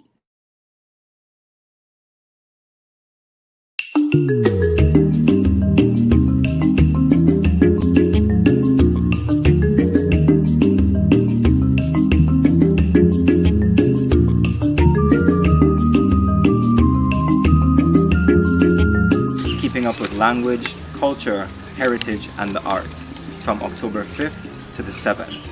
Make sure you're there. All we know that you are there. Were you on there October 5th to the 7th? Heritage Education Network Belize Culture Symposium, Community Issues and Innovative Practices. Make sure you join with our Facebook and YouTube. I want to there. You better be there.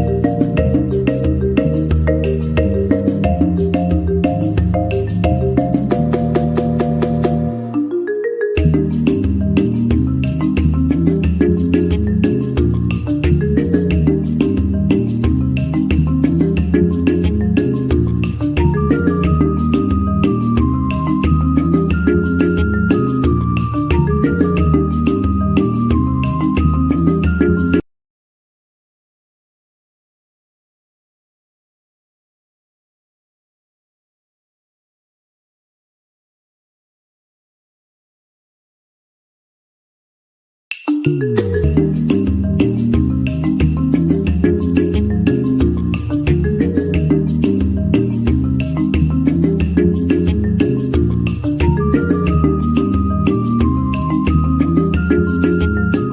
up with language, culture, heritage, and the arts from October 5th to the 7th. Make sure you're there. All we know that you are there. Were you on the October 5th to the 7th? Heritage Education Network Belize Culture Symposium, Community Issues and Innovative Practices. Make sure you join with our Facebook and YouTube. I want to there. You better be there.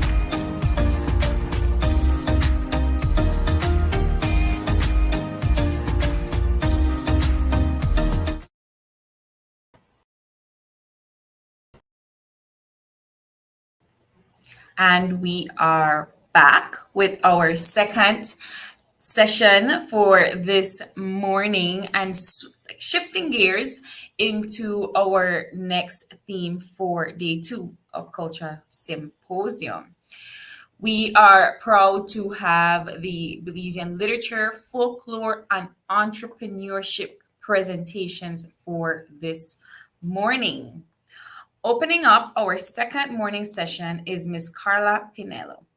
Karla is an artist, a tour guide, and a teacher who is passionate about art, culture, and history. She holds a bachelor's degree in history.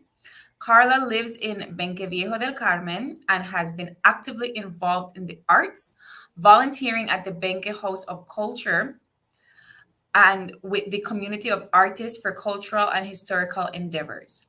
She has worked on projects like A Walk Through Benque Viejo, the Mexico-Belize Research Network on the Battle of St. George's Key Day, and inventorying intangible cultural heritage. She's a member of the Belize History Association, and in keeping with the theme of Belizean literature, folklore, and entrepreneurship, Ms. Pinelo's presentation focuses on folklore, with her presentation titled La Chatona, Origins and Prospects.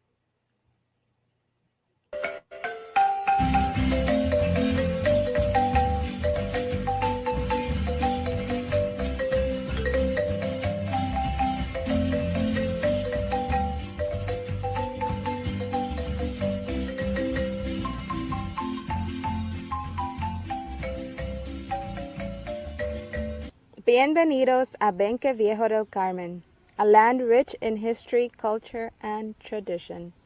Hailing from its ancient Maya origins, to the logging industry, to the golden era of the chicle industry, to the famous July Benque Fiesta. The chicle industry heralded a time of growth for Benque and its recognition as a municipality in 1904. While the origins of the famous Benque Fiesta lie in the Catholic feast day celebration of La Virgen del Carmen, the patron saint of Benque, and a prominent character in the festivity was La Chatona, dancing along to the marimba. La Virgen del Carmen, as a patron saint, is a syncretism of indigenous Mesoamerican culture and Spanish Catholic tradition. La Chatona, on the other hand, is a syncretism of indigenous Mesoamerican culture and the chicleria industry in the colonial era. La Chatona is a cultural icon in Benque. She is about 7 feet tall, dolled up, tended, and she is constructed with a hollow frame so that a person, typically a man, gets in and dances her around. In 2014, I was in León, Nicaragua, and I was surprised to see a figure similar to La Chatona dancing at the town square. She was taller. She is actually La Gigantona, and she is usually accompanied by Los Cabezones. She is a representation of the Spanish woman, and indigenous people made satire of her. La Chatona, on the other hand, carries more remnants of Mesoamerican culture. Undoubtedly, there is a variety of syncretism in celebrations, dances, music, and traditions throughout Mesoamerica. La Chatona is an example of this syncretism and an important source for our rich Mesoamerican cultural heritage. Here's a snippet of an interview with Don Luis Lara, who is at the forefront of safeguarding the tradition of dancing La Chatona. Tengo 35 años de bailar la chata, de la historia. Fue una mujer que vino de Mérida, Yucatán, de Trona. Vino a trabajar aquí con los chicleros aquí a Flores Pequeños. André, un trabajo en la montaña, que voy a hacer de cocinera, de que lave y todo, para los chicleros. Ella era bailadora, le gustaba tomar también. Una culebra la mordió y se murió allá en el monte. La trajeron a San Andrés, la enterraron. Y entonces un chiclero más astuto hizo una igual a su memoria. Y comenzó entonces, eso fue en 30, 40. La tradición de bailar la chatona es con marimba. Ajá. Marimba. Esa es la origen de la chatona, marimba. Y me dijo la última vez que su abuelo tocaba. Él tocaba marimba, sí. Él la hizo allá. Y ya la venimos cargando, la usamos en el país. Fuimos a bailar a la feria. El tiempo solo nos daban pollo, nos daban conserva, y ayote, nos daban en café, pan dulce. Eso era lo que nos daban para comer en esos tiempos. Como intercambio de pago. Ajá, sí. Y entonces, ahí me di cuenta, yo dije, mi abuelo se murió, y entonces tardaron buenos años cuando él murió. Cuando yo dije, tengo que revivir esta tradición. A veces recuerda la reacción del pueblo cuando usted comenzó a después de tanto tiempo. No, sí, cuando yo empecé, los niños tenían miedo a la chatona, salían corriendo, ella era una. Salían corriendo. Ah, porque la miraban bailar. ¿Y quién hizo el primer? Mi hermano. Su hermano. ¿Ella le hacía los trajes para tu abuelo cuando él lo hacía? No, mi abuelo lo hacía. Él ¿Su abuelo? hacía a su manera, pero en aquellos tiempos era curioso. Cuente. ¿Te acuerdas del maíz que venía el maíz del KULCHA, que tiene pelusa? Trae pelo. Este usaba para el pelo. Usted usaba para el pelo la pelusa del KULCHA. ¿Y el traje? Pues él lo hacía. No sé cómo lo hacía, pero era. Igual, faldas grandes. Sí. Ok. Y las manos igual de cartón. Y la cara era de cartón. También de cartón. Como puedes ver aquí, esta es la tradición de flores que tengo. Como la primera chatona que viste no era así. Claro. La cara horrible. Velo. La cara.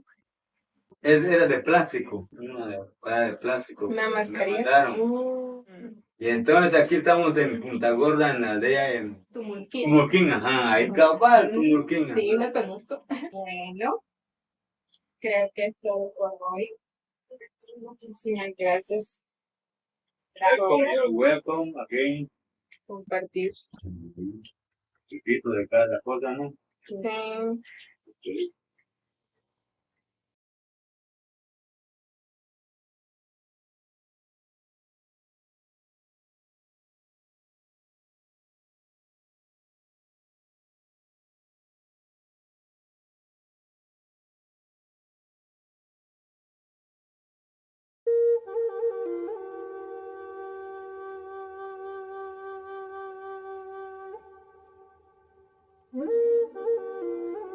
I hope you all enjoyed that. As you heard, Don Luis Lara is the grandson of Don Gumercindo and Doña Tomasa Requena. Doña Tomasa was originally from Mérida, Yucatán, and a Yucatec Maya. Don Gumercindo was originally from Petén and of African ancestry. I want to note that there is a rich history of enslaved Africans running away from the settlement of Belize to the Petén area in the 17 and 1800s. Don Gumercindo also played the marimba, and he is the one who introduced La Chatona to Benque. Don Luis learned how to make La Chatona from his grandfather at about age 10 at their farm across the river. Don Luis took up dancing La Chatona in 1993, after many years of not doing it since his grandfather died in 1975. As he mentioned, La Chatona is originally from San Andrés Petén.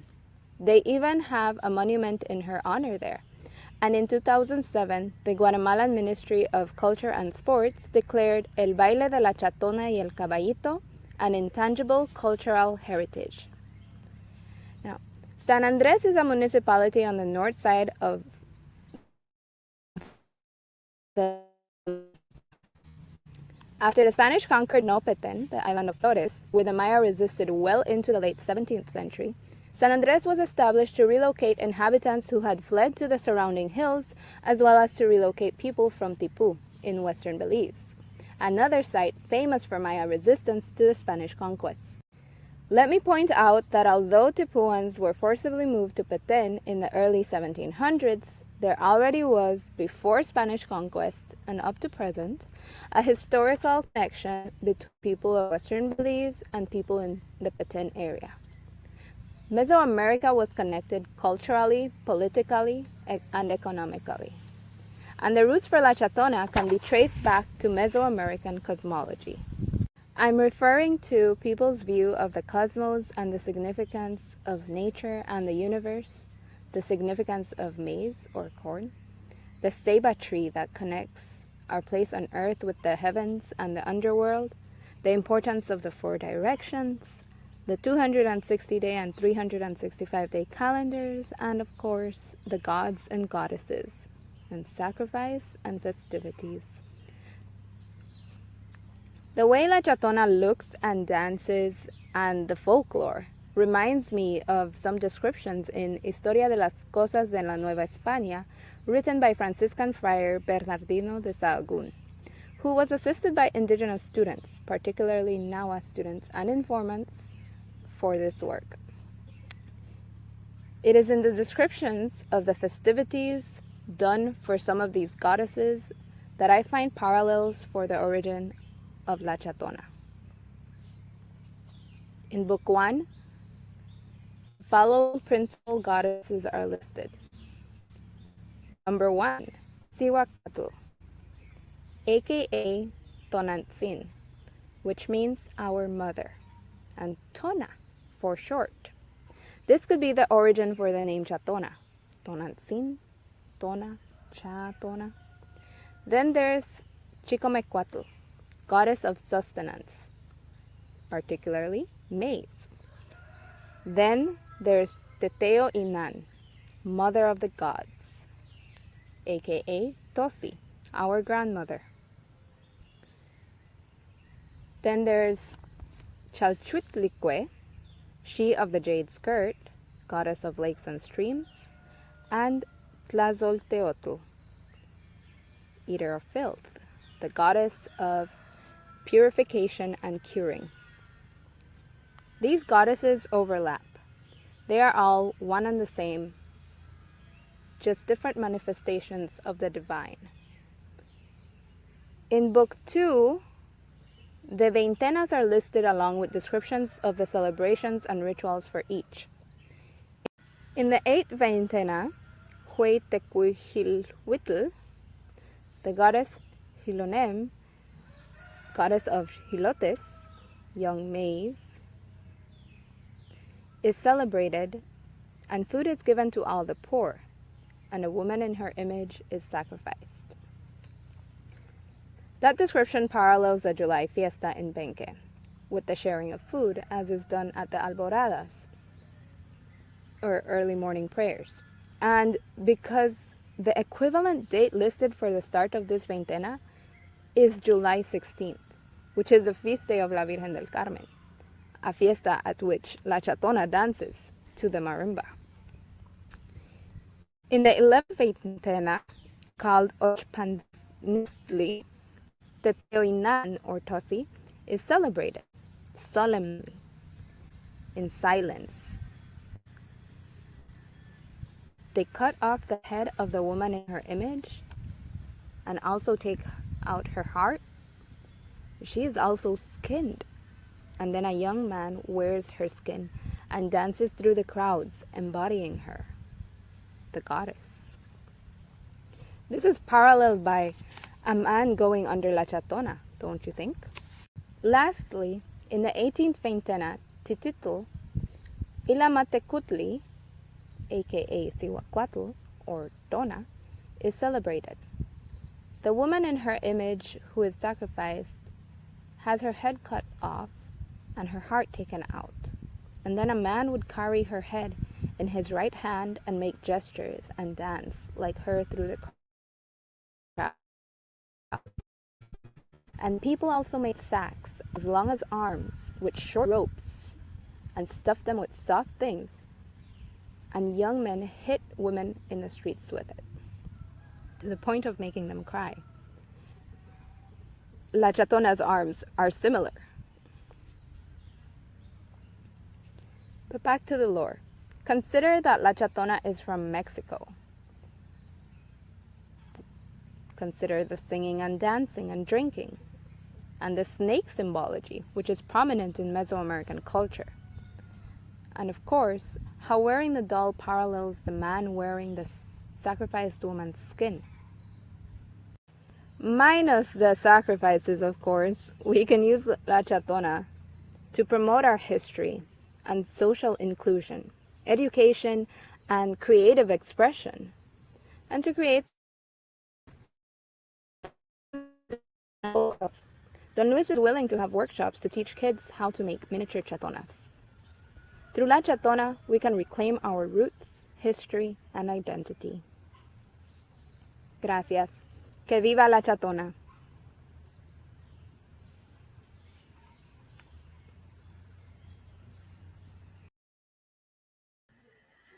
Gracias to you too, Karla, for that wonderful presentation. And, I really appreciate the fact that you embody versatile cultural backgrounds, cultural groups, ethnic groups, and kind of connect it to our own Belizean heritage. Appreciate that.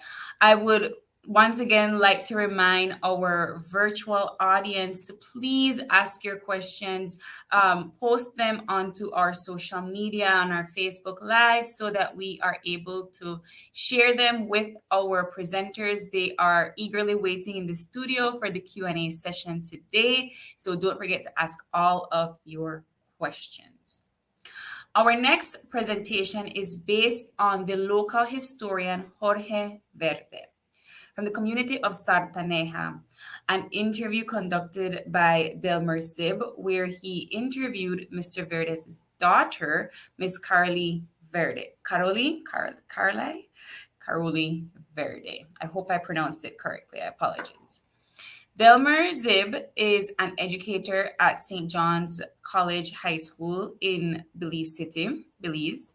Since 2013, he has continually worked and in the process of decolonizing history in the education system. He participated in the development of St. John's College History's curriculum and also contributed towards the current Belizean Studies framework for high school. Mr. Tzib possesses a bachelor's degree in history from the University of Belize, his current place of work, and a postgraduate diploma in history from the University of the South Pacific, a diploma in education methodology from the University of Belize, and a master's degree from the University of the South Pacific, a proud native of San Antonio, Cayo, a Maya community. Mr. Tzib is also an advocate for community activities that promote the Maya culture, traditions, and language. His previous presentation at last year's KULCHA Symposium was titled A Beautiful Day in San Antonio, which shows that promotion of his community. And in light of his continuous community advocacy, he shares his interview with Miss Verde titled Hope in Sarteneja, The Adventures of Jorge Verde.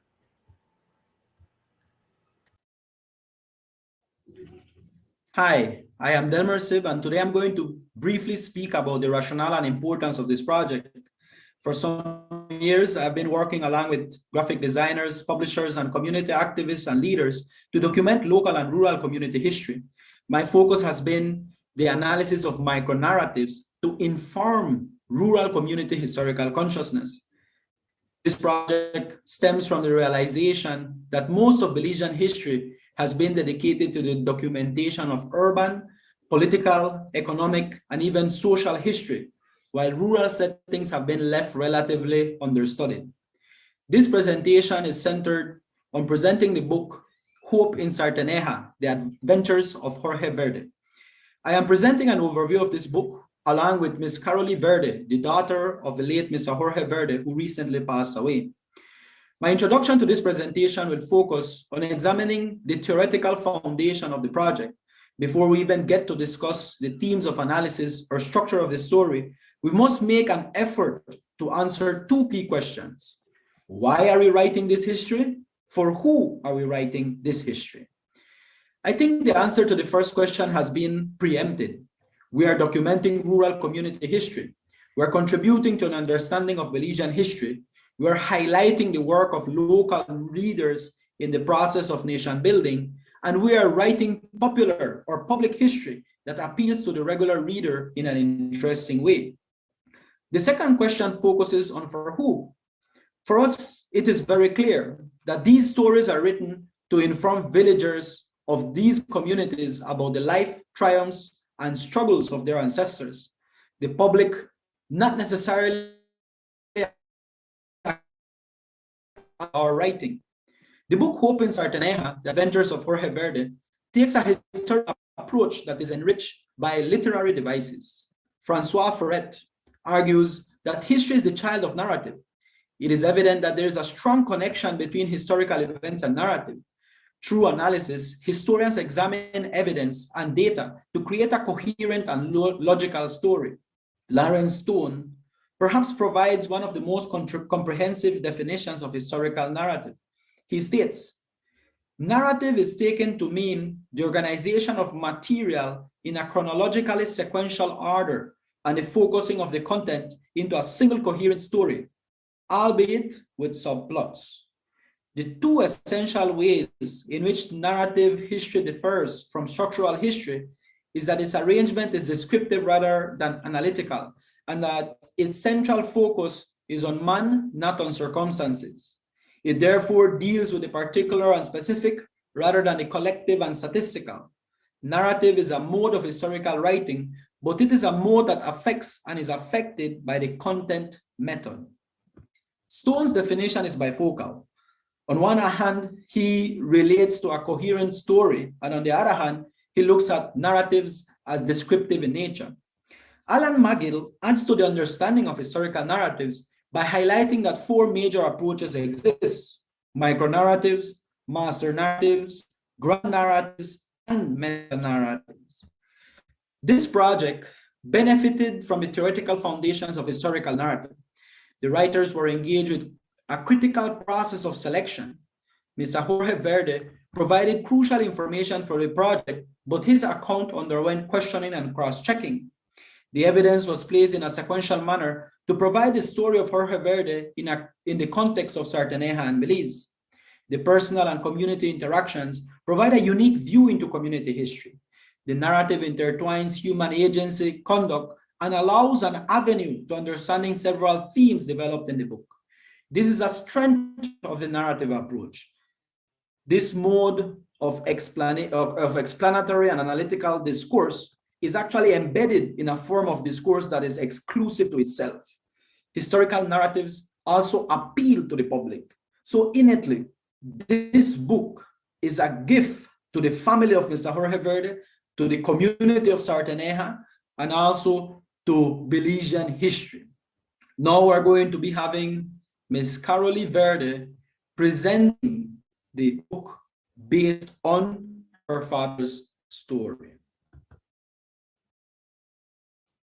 Hi, I am Carolie Verde, and I'll begin by speaking about how this story came to be. To give you a little introduction on what the story, where does it arrive, how does it start? Well, I've always been in love with Sarteneja. Growing up as a child and into my teenage years, I could always remember being so proud of my village, the place I call my home. I haven't been able to always live here, but I have never abandoned it.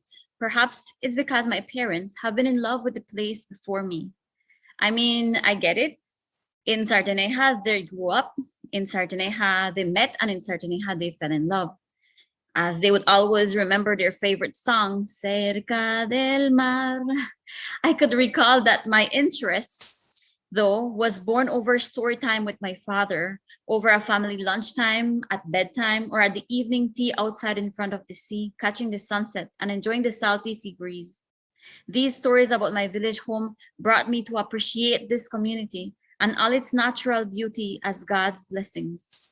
Among the most prevalent stories of this village is that of how it was formed and how it has been resilient under the divine providence and protection of God. Perhaps that is why I call it the place of hope. Aside from my personal interest in environmental conservation and sustainable use, now as a mother of twin boys, it has come to my worry that these stories be kept alive so that the love and appreciation of Sarteneja lives on. The more we know about the background of a place, especially of our community, the more we will be able to contribute to its natural and cultural preservation. It's my hope to assist our community in building our younger generations a sense of ownership and responsibility of our emerald waters, the place we call our home, Sarteneja.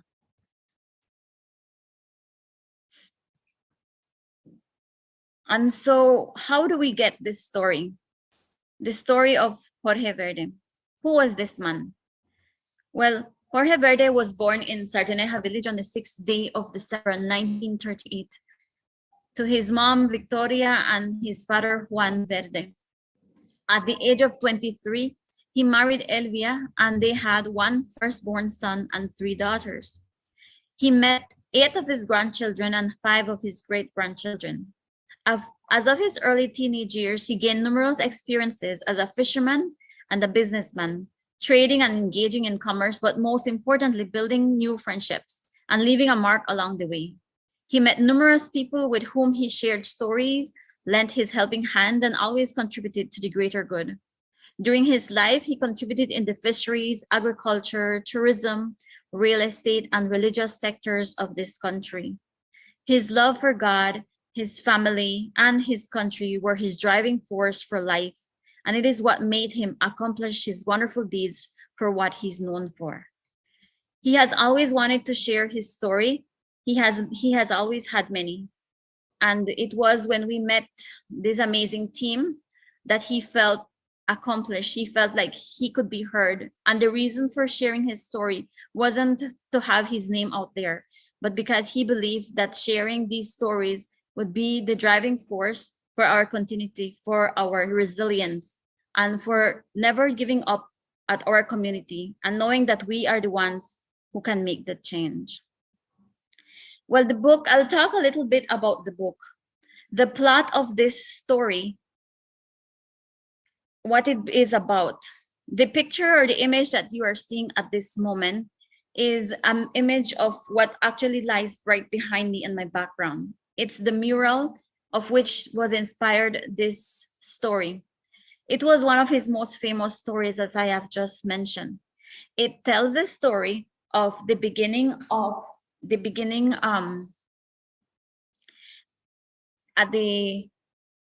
the corner of it, you will see a sunrise, and at the other corner, you'll see a sunset. And this is how he would tell his story. At the sunrise, there lies a community. And in that community, there's a hope. And there it was just a land, but people found it to have water and a lot of riches that nature gave it. And so with the help and collaboration of the people, they were able to build a community and a society, fisheries and agriculture on what built it. It was built by the water, the freshwater pond well that they found in the center of the community. But this story continues when he explains all that it took when Hurricane Janet struck the village. Everything that was known, everything that was built was lost. And little is known about this story as nobody else had told the story before. And so his thing was to share this story of how from nothing this village came to me, and one storm brought it down completely. But it was not the end. It was actually the beginning to a new era for the community. And from there, they were able to rebuild the place. They were able to experience a rebirth of community pride, of community generation, and heritage, cultural pride. The story goes on to explore and to share how this community didn't stay there. It gives us the details of other stories that have never been told. And through this story, my father wanted not only the family or the villagers on Belize, but everyone to know our story, not for just pride for ourselves, but also because he wanted everyone to know that there's always hope in a certain situation. From this story,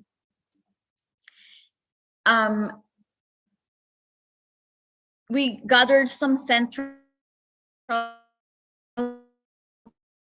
learned. One of the major themes found in this is that you can be the driving force to make a change.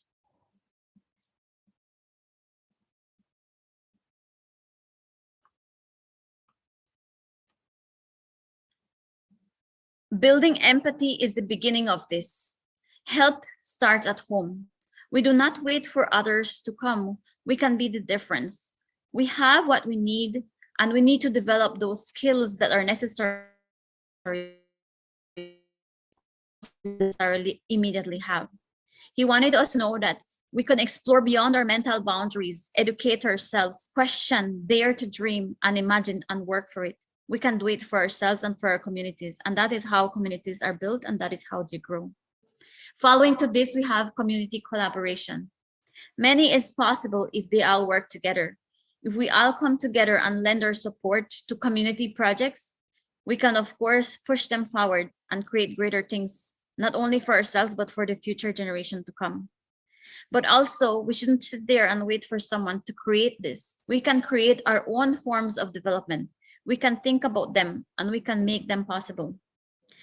Also, sharing culture is another theme that comes to keep it alive. Sharing culture to keep it alive is a main theme found in this story. The beauty of life lies within our diversity.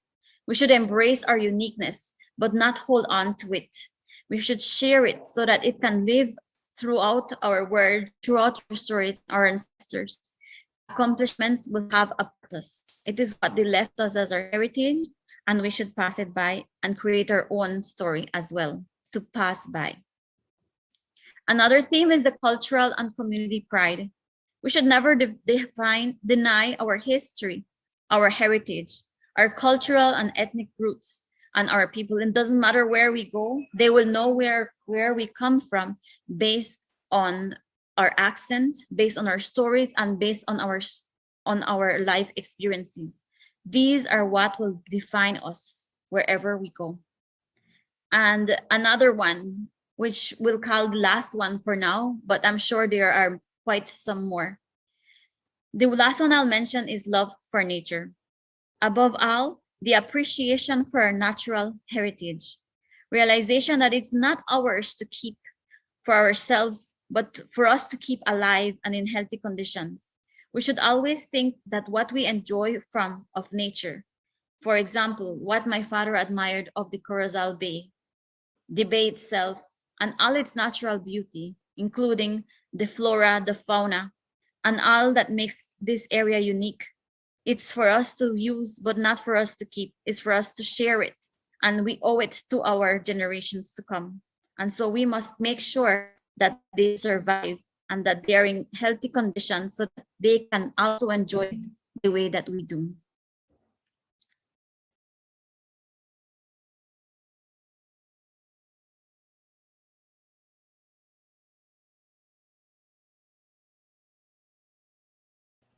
Thank you both so much to Ms. Verde and to Mr. Tzib for that presentation. I am sure that there are several questions from our audience, more about the book, more about the inspiration about the book, and of course, the connection to our heritage, especially for future generations to come. So thank you both so much.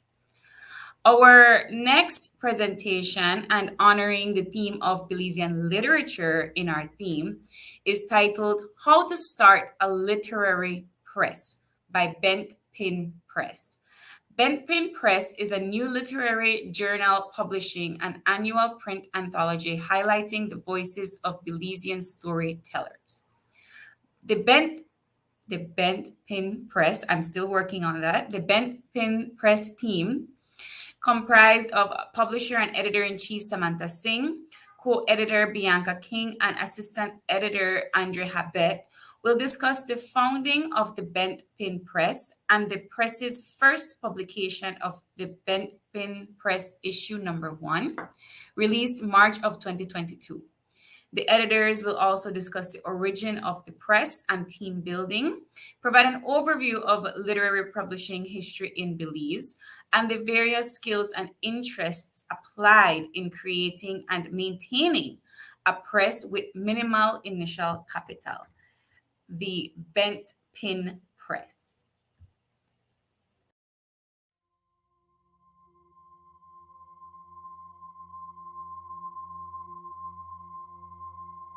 My name is Samantha Singh, and I'm the founder and editor-in-chief of Bent Pin Press. The beginning of Bent Pin Press really coming together and the idea taking shape was a lot of figuring out what I needed to figure out, because I'd had a working role in a couple of universities, but I'd never been a leader of a project this large. The first was Bianca King, a really good friend of mine, and one of the reasons why I asked her to join is that while our tastes may differ and while our expertise may differ, I trust her vision, I trust her aesthetic taste. So I knew that she was somebody that I could trust with this vision to bring something that I might not bring, but that I would appreciate. So we have a staff of 2, we have a logo, we have an Instagram, we have a website. We're really proud of our little branding presence that we've established and really focused on. And so we're starting to put out posts letting people know that we're looking for the work of Belizean writers for publication in a book that will feature all Belizean writers. And a comment comes in on the post asking, do you pay your writers? And it was something that we hadn't thought about up until that point, because our wheelhouses were really what we were doing. The marketing side, the visual side, the making sure everything was gorgeous. And that question was the reason why I asked André to join our team. His experience, which far outweighs mine in the publishing world, was something that I felt we really needed on our team. My name is André, and I'm an assistant editor at Bent Pin Press. I've been working as an editor for a variety of publications for 10 years at this point. I've worked for literary publications and academic journals and have developed several small or self-released pieces of work that for me, it's just about the joy of it, the joy of making something that speaks to my sense of what there needs to be more of in the world in terms of thought or expression. Hi, my name is Bianca King, and I am the co-editor of Bent Pin Press. So my title falls directly under Sam's, therefore I am the second in command, right-hand man, whatever it is you want to call it, and I ultimately cooperate with Sam to make the big business decisions at the end of the day, and I focus a lot on protocol and the financial aspects of the business. That's why one of the important steps in this process for me is team building, even though it's not the first one I undertook. Because through the process, I realized just how crucial it is to be able to accept that critique, to be able to accept that you don't know everything, to be able to accept that there are people who have skills that you do not have experience that you do not have, who have knowledge that you don't have, and that they can help you. You know, we're a team made of creatives, and that, especially in the beginning, presented its own problems because we had to change our mindsets on how we were going to look at BenPen. Although it is a passion project for us, and that passion is what keeps us motivated, it's the business aspect that ultimately guarantees your longevity. And that is why protocols are important, so that everybody in the team has a basic understanding of what is expected of them. And nothing can necessarily be too small. It can be a protocol that starts off in your business plan that talks about your mission statement, who's going to be in charge of certain bank accounts, itemized receipts, and invoices and expenses are being recorded and documented, how we're going to conduct business with customers, what kind of language are we going to use, what mediums are we going to use, are we going to allow business transactions to happen on Instagram and WhatsApp or just email. Another really big one is communication. How are we going to talk to each other? And this may seem arbitrary, especially because most of the time you're going to start a team with people that you already know, but it's important to have something that dictates the kind of behavior that you're going to expect in your company setting. Having something like a discrimination clause when people are getting into your team, so that everyone understands what will and will not be tolerated. So overall, protocols are important because they hold accountability, they set a standard, and they keep consistency. And consistency is key to a successful business. I truly believe that one of the successes of BenPen has been our marketing and our online presence and our understanding of the demographics that we're trying to reach out to. I think that it's really important to recognize that literature has an audience, that everything has an audience, and figuring out your particular audience and your particular help your work get into the hands of more people. Although it's not the most important thing, marketing is the only way that you're going to get that message out. Funding your community is hugely important for creative projects. So when we started our weekly writers group that ran for about 5 months, it wasn't just about getting submissions, it was about developing relationships with the Belizean creative community. I think hosting events in person is really great because it gives an opportunity for people to gather and see the life in literature, recognize that writers come from a variety of backgrounds. I think when people attend an open mic, I hope that what they see at a BenPen Press open mic is that writers are there not to be pretentious or to lord over some type of knowledge, but to engage with others, to share others. Everybody writes to some extent to be understood, and I think many people who may have had poor experiences learning reading or writing may conflate any sort of writing community with a community of exclusion. And I hope that the Ben Press Open Mic shows that what we're striving for is radical inclusion of peoples who might often feel excluded from mainstream society. I think the biggest hurdle is to get the word out there, to earn the trust of writers who are willing to risk their work with you. I think moving forward, the goal is simply to work harder to gain the trust of an even broader spectrum of the Belizean writers, so that we can publish work from all sorts of literary backgrounds, so that this can really be reflective of the many voices that are out there. One of the advantages of having somebody with an understanding of design and branding on your team is that you won't have to outsource the actual development of the book that you're going to print, because that is a job in and of itself. And you're going to want to double check it and triple check it and quadruple check it to make sure that you're not misrepresenting anyone's work.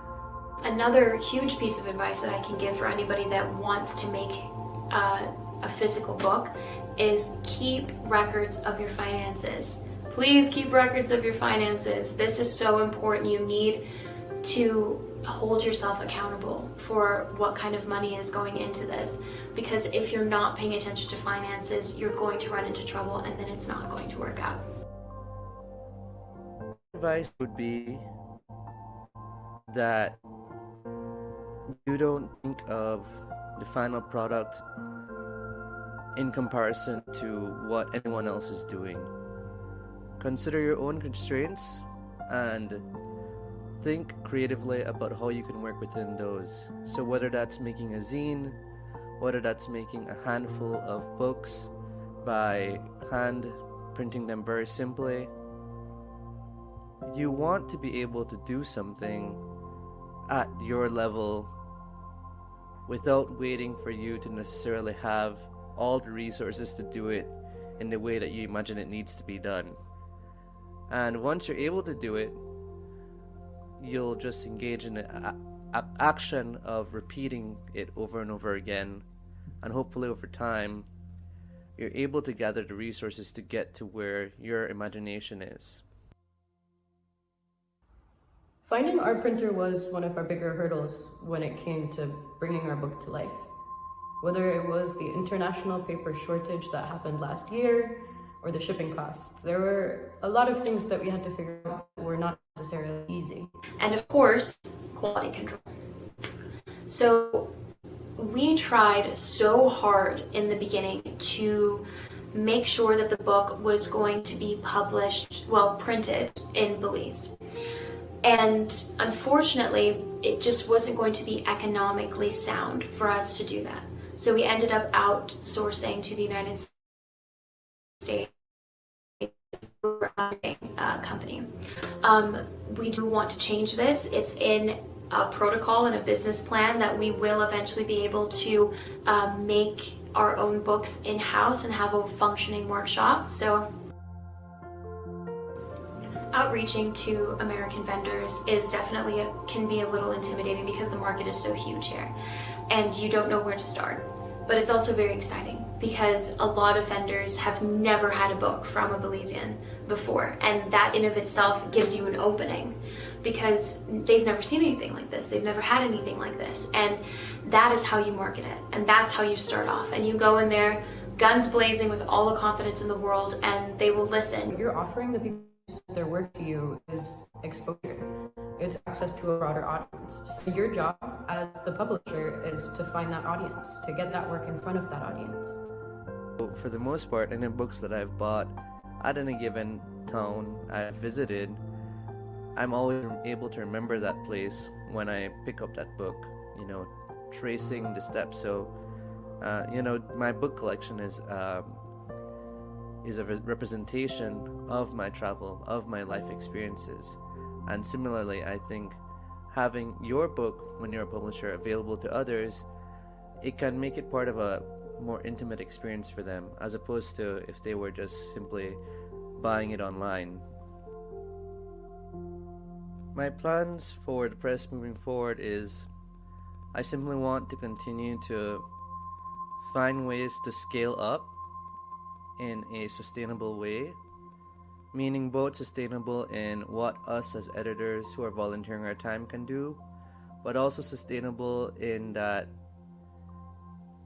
we are always fulfilling a need that's out there, and that we're willing to evolve and be flexible to meet those needs of readers and writers in Belize. Issue number 1 was intended as the first edition in a recurring yearly anthology. And as long as I'm around, we're going to be putting out one of these a year. I hope to branch out into things like single author books, poetry collections, art books, cookbooks, really Belizean books. That's what we seek to create, is Belizean books. Anything that highlights Belizean culture, anything that shares Belizean knowledge, anything that is truly Belizean.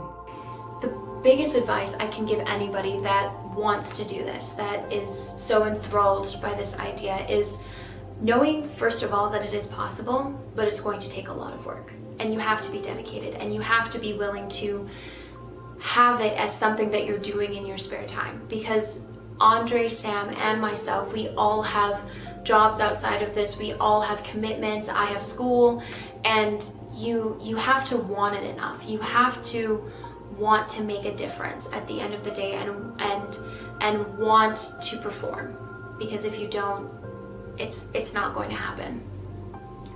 I think by far my biggest goal for the press moving forward is being able to do a little bit more community outreach. Hopefully we get to a place where we can start visiting schools and holding larger workshops. You know, being able to get to that place where we can start giving back to the community the way that, you know, we have planned to and that we've outlined to. You know, that's why managing finances and having protocols in place is so important, because that is what's going to ultimately get us to that place where we can expand, where we can hire more people on the team, where we can get extra readers, we can pay more writers, we can make a bigger book, and the ball just keeps rolling and rolling and rolling. Expanding and growing as a literary journal is one of my priorities for Bent Pen. I want to see us grow to the point that we're able to completely finance ourselves. I want to see us be able to put out multiple books a year. I want to see us in Barnes & Nobles. I want us to be as legitimate as any other international publishing house. My main piece of advice is love your work, love your writing, and love the process of being able to produce the works of others. And never forget, all of this is a gift.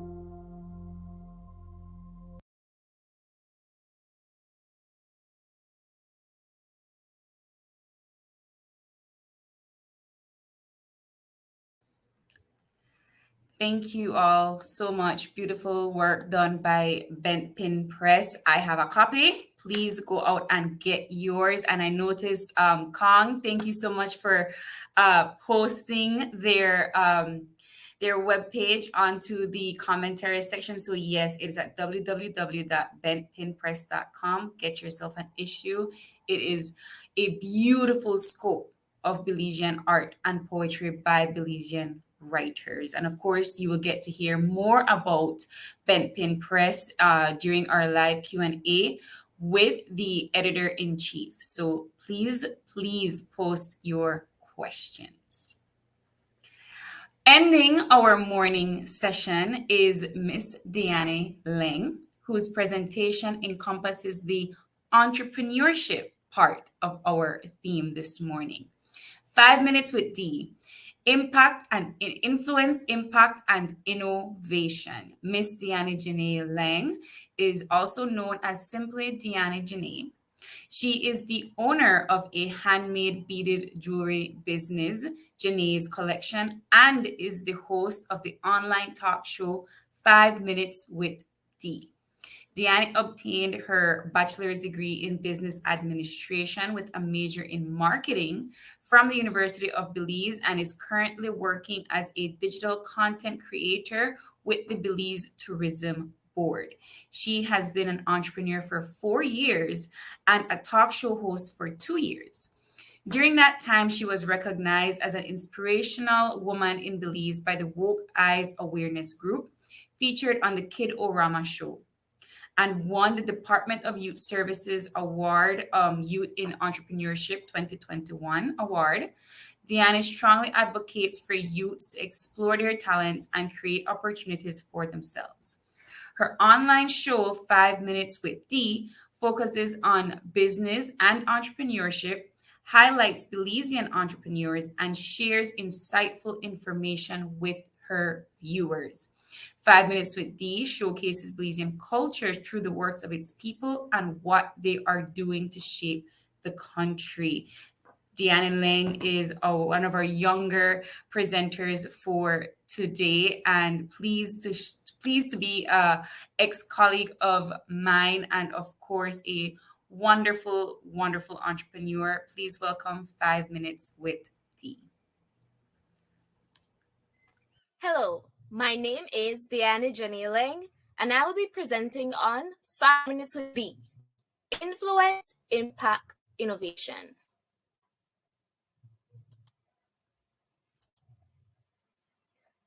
this time, I will be sharing on what is 5 Minutes with Dee, why is the show influential, whom does the show impact, how is it innovative, and conclude with something really special. What is 5 Minutes with Dee? 5 Minutes with Dee's first episode aired on August 4th, 2020. Since then, the show has catered to young entrepreneurs or those aspiring to become entrepreneurs. The show has 3 main objectives. 1, to educate.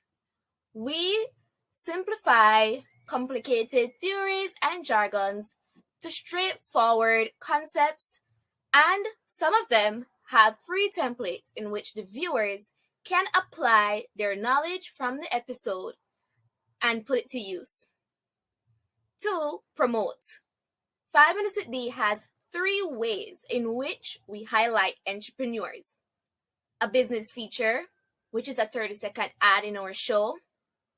Business review, which is trying out the company's products or services and giving positive yet constructive feedback.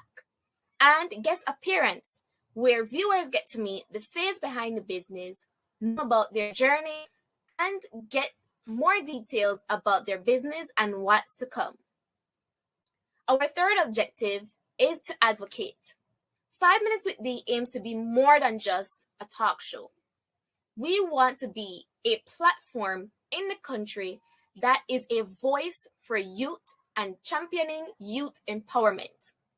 We try and strive in promoting young people creating opportunities for themselves, for their community, and for them to capitalize on using their talent for the betterment of the country.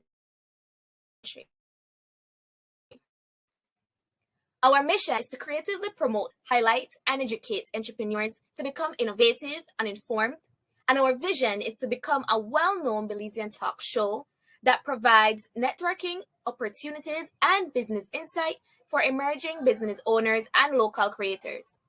Over the years, this mission and vision will evolve. The 5 Minutes with Dee consists of 3 awesome women.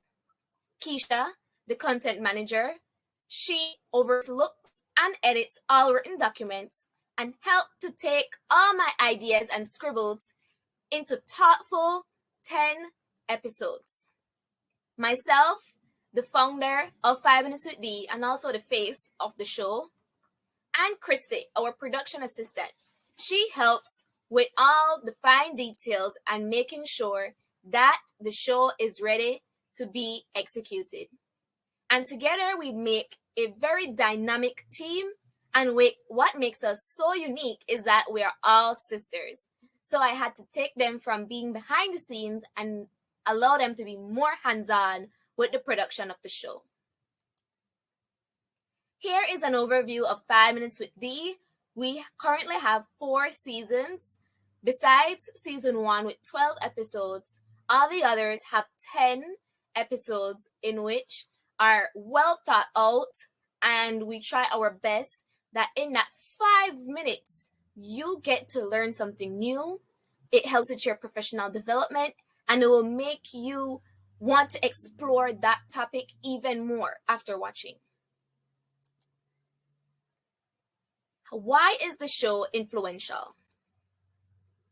There's 3 reasons why 5 Minutes with Dee has influence and substance. We take action, we inspire, and we build relationships. We take action by going beyond just an episode.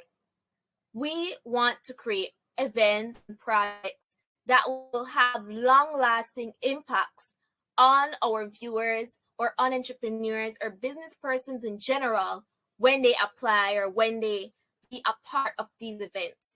We had our first ever 5 Minutes with Dee events to celebrate our 2nd anniversary, and that was the 2nd anniversary mixer, and we had a wonderful time meeting each other, and at the end of that event we all knew something interesting and we built business relationships. And here is a teaser of our Formula to Success Forum. I have planned and I am still planning this event, and I cannot wait for it to happen. And hopefully you guys can be a part of this really well thought out, structured event. This is something that we aim to promote and push longevity in small businesses, especially to young entrepreneurs emerging these days. Here are a few pictures of milestones that I've experienced in my career doing 5 Minutes with D. I've been on all the major media outlets in Belize, like Open Your Eyes, Sun Up on 7, The Morning Show, from all these big media houses. And one of the pictures that stand out to me is my award. I won the UN Entrepreneurship Award in November 2021. I am the owner of Janice's Collections, a handmade beaded jewelry business, but a huge portion of my winning was accredited to my work with 5 Minutes with D, educating and engaging with young entrepreneurs like myself. And we build relationship. The foundation of 5 Minutes with D is networking, and I love capitalizing on an opportunity to meet new people, converse, and explore ways in which we can work together with those in country and abroad. Whom does the show impact? So here is our Instagram demographic. We recently opened our page. From season 1 to 3, it was uploaded on the Janice's Collections Instagram. So a huge chunk of our viewers are not in this demographic right here. Yes, a huge chunk of our viewers are not in this demographic right here. This is showing our 315 followers, which we have grown since then. Nevertheless, we have gotten to meet with people who have told us how the show has impacted them. And behind every screen, there's probably 2-3 persons watching. So we definitely have the audience. Here, I try to squeeze as much of the businesses that we've worked with and whom we've had some sort of effect on their entrepreneurial journey. Here is 60 small businesses whom we have working with, and 50% of these businesses are women-owned, which is quite phenomenal.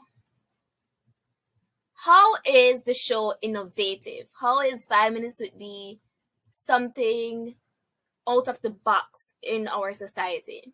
So growing up, I was always enthused by entrepreneurship, going to these events and meeting with entrepreneurs, talking with them at such a young age, and hungry for the kind of information and how that can be me in the future when I grow up.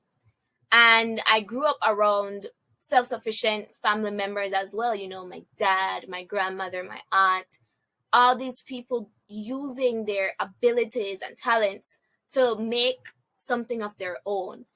But the one void was, I was such a young girl in a room of adults, and it didn't quite click to me. I couldn't really understand a lot of the things that they were sharing because they were so experienced. So there's a gap between experienced entrepreneurs and young, hungry, ambitious, upcoming entrepreneurs. So 5 Minutes with D is a show for youths by a youth.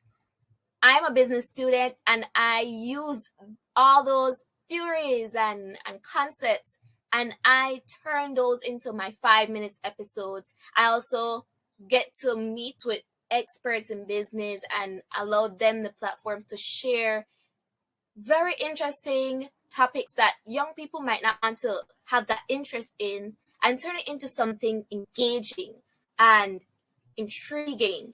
So 5 Minutes with D definitely was that bridge in the void that I saw growing up. And to conclude this presentation on how 5 Minutes with D is influential, is impactful, and it is innovative, why not hear feedback from those who watch the show, entrepreneurs, viewers from across the country and even abroad? on their views of these three aspects towards 5 Minutes with Thee. And this was such a touching experience when creating this presentation. So Kay said, I love the show. I think the show is influential because the main focus is to give business advice and awareness. It helps entrepreneurs, especially young women entrepreneurs, to feel seen and appreciated. Karla says she does small interactive videos that are concise and straight to the point. It is creative and it creates a safe space for creatives, said Leah. As an entrepreneur who lacks a degree in the business field, 5 Minutes with Thee has given me an insight into the business field, as well as made me want to collaborate with other small businesses to improve networking and building my customer base, says Monica. Angelia says you share knowledge and your values, and taking a shot at doing something outside of the norm in our community is inspiring. It encourages me to go in head first and always try my best despite all the negativities, says Tamia. And lastly, Janelle says the show is innovative because I have never heard of a young person hosting a business talk show. So I believe Dee is setting the bar for excellence. So all these were responses from a questionnaire that we sent out via our social media so that viewers can participate in the process of putting this presentation together, and it was truly heartwarming plugging in these information. So one more slide, and that is from Angelia Guy. She was our guest on episode 2 in season 4, and she's the owner of Budgeting Simplified. Hi, my name is Angelia Guy, and I am the owner of Budgeting Simplified. I found out about 5 Minutes with Thee of last year, and since then it has been amazing following 5 Minutes with Thee and Diane. I first saw Diane with her business, Jania's Collection, and her presentation of her photos and content and her marketing were very impressive, and when I came across 5 Minutes with Thee, I was more than impressed as well. Her content is creative, the platform in itself is creative and innovative, and she's doing work that any young person would dream about doing, and it's so great and inspirational to see her do this kind of work. She talks about businesses, being an entrepreneur.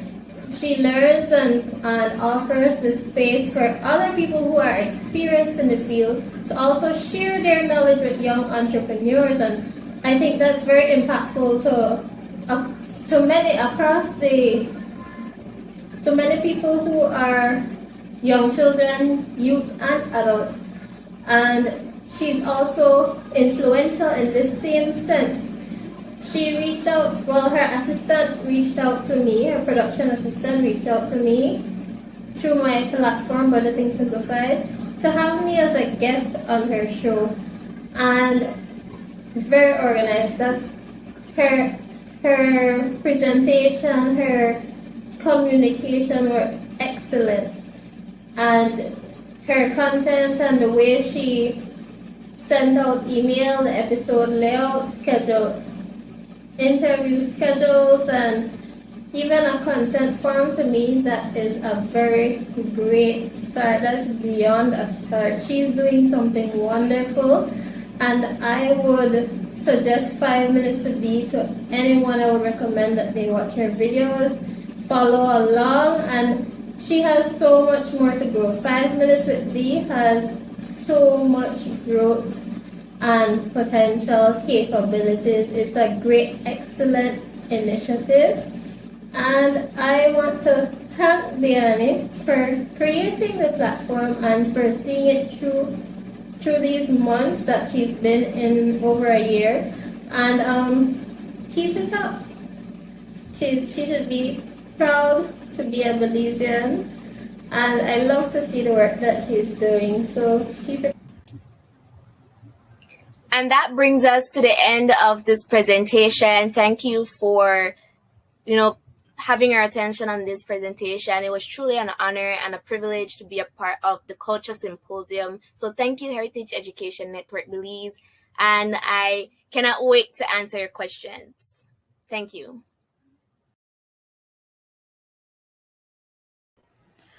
Thank you, Diane. I will never forget when I had pitched the idea to have Diane come on the KULCHA Symposium. She said, "I don't know what I'm going to talk about."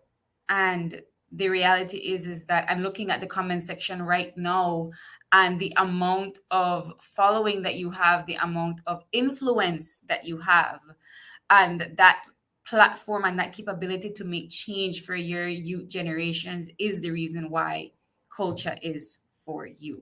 But I would now like to bring up all of our presenters on this screen this morning to wrap up this morning's session. And they are going to be answering your questions. There's so many questions here. So let's have Samantha Singh, Delmer Tzib, Karla, and Diane onto the stream, as well as Miss Verde. Is Miss Verde in with us? Yes. All right. Good morning, everyone. Wow, we are sticking to time. So we have about 15 minutes for our Q&A segment.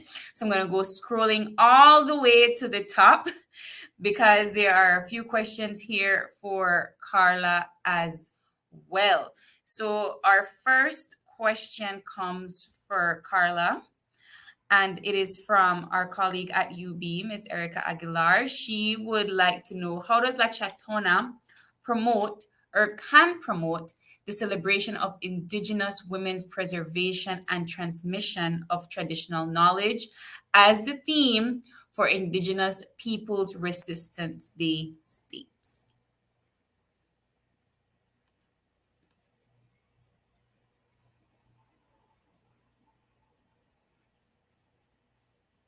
I think you are muted. Okay. Can you hear me now? Yes. Okay. Thank you for the question, Miss Erica. Knowing that La Chatona is a syncretic effigy of a woman, more so a goddess, Tona, the divine feminine, I think we can look to her as a model for celebrating Indigenous women and all women. Because La Chatona carries elements of Mesoamerican culture and lives on to this day in San Andres and other areas in Petén, as well as in Benque. In living on, she is a manifestation of Indigenous resistance and embodies Indigenous views of women and even the divine feminine, no? And I think it's in that we can look towards La Chatona as a model and for celebrating Indigenous women's role in preserving our culture. Thank you, Karla. I hope that answers the question for you, Miss Erica. There's another question here for you as well, Karla. It says, what importance do folklores and legends have in our societies? Why can they be considered valuable assets for our culture? I think that because we're all humans, we all have stories to tell. We've been telling stories from the dawn of humankind, and so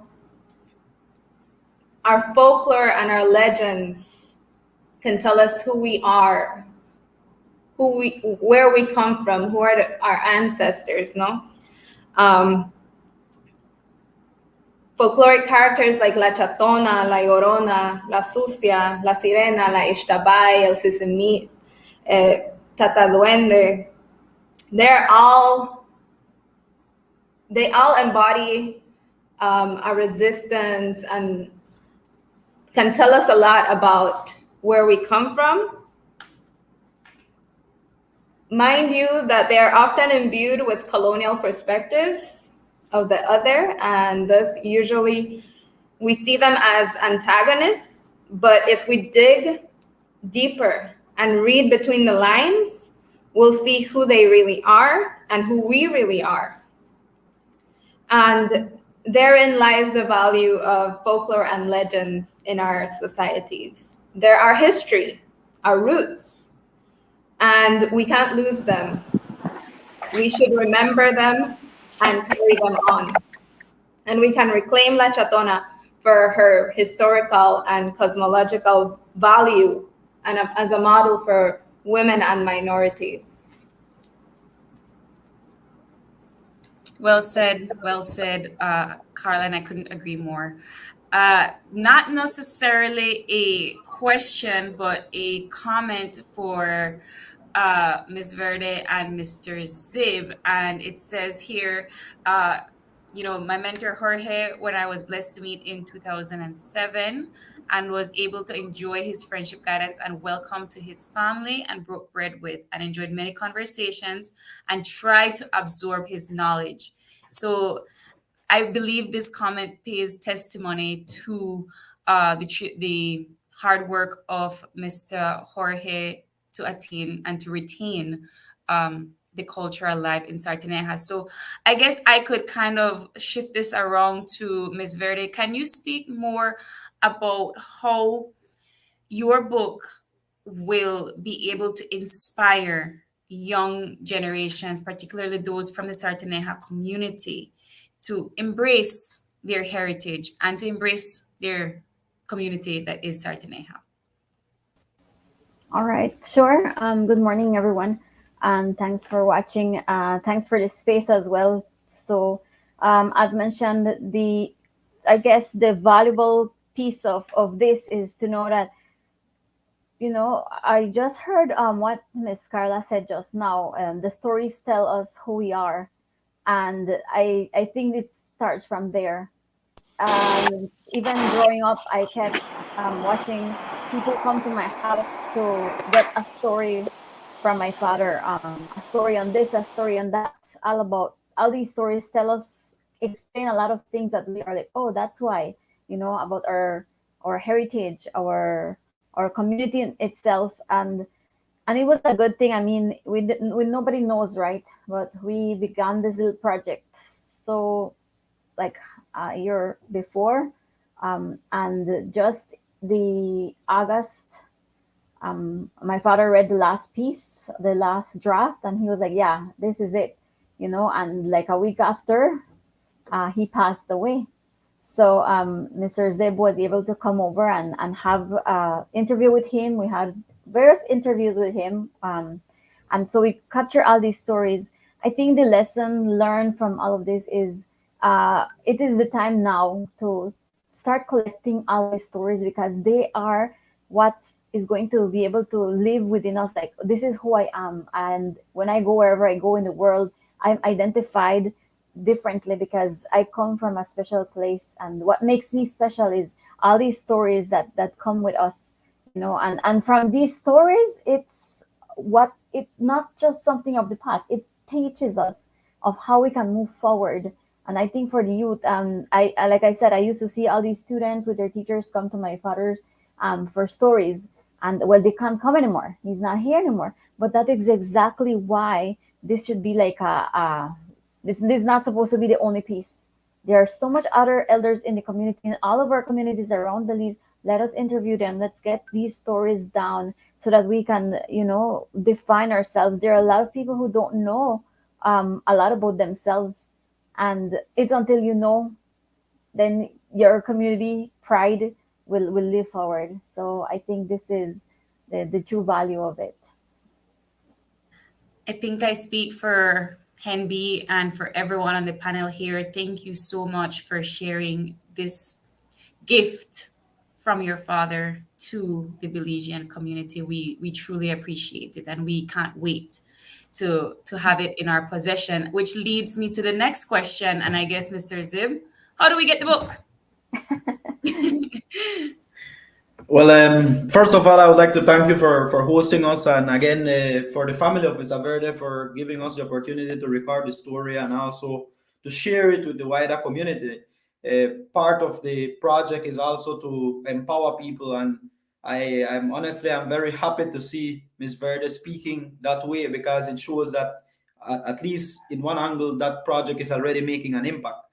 The book is currently in its production phase, and it should be ready by mid-November. By November 12, we're going to be having an official launching of the printed copy of the book at Sarteneja, and then we're going to make it available. And also, it's going to be available in printed version and online. So through the webpage dagiltan.org, we're going to be making it available for anybody to have access to it.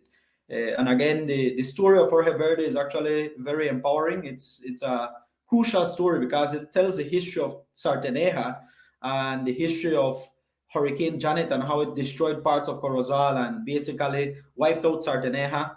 And it tells that story of destruction and reconstruction, which is very important in today's society, about resilience and how we are to come together as a community and keep holding all of these spaces of heritage and all of these spaces of identity as a catalyst for the future and empowerment for the future. Well said, and complete in agreement with you, Mr. Tzib. We move on to the next question here for the bent pin press team. I will never get that. I will never get it, and I apologize from now. The bent pin press team, what do you think needs to be done in Belize, or what else needs to be done to see the country have a thriving and recognized literary industry? I believe this is from Kalia Gentle, a writer and a writer from one of in your book. I read her poem in there. Hi, Kalia. Thank you for your question. Who wants to take that on? We have editor-in-chief and we have Mr. Habet in with us. I can take that question. That's a great question. I really think that a greater focus needs to be put on outreach and understanding, the younger emerging generation of readers and writers. Culture is changing a lot, and as an industry, I think we need to keep up with that because we're competing with all different kinds of new media coming out nowadays, and to speak to those audiences that are already, interested in reading, because there are younger generations coming out interested in reading and writing, and really thinking about how to speak to them in a real way. And I think in some ways, treating literature like a product in that way, to reach those audiences is really how we're going to stay alive and, grow as a community of writers and readers. Wonderful. And I think it ties into this next two-part question here. It reads, given Belize's socio-historical context, how influential are the factors of generational wealth, hegemonic privilege, and elitism in establishing new institutions, and who controls them in a country with a history of limiting its people of who can pursue certain endeavors in order to maintain and perpetuate status quo? Is collaboration with less privileged creators enough?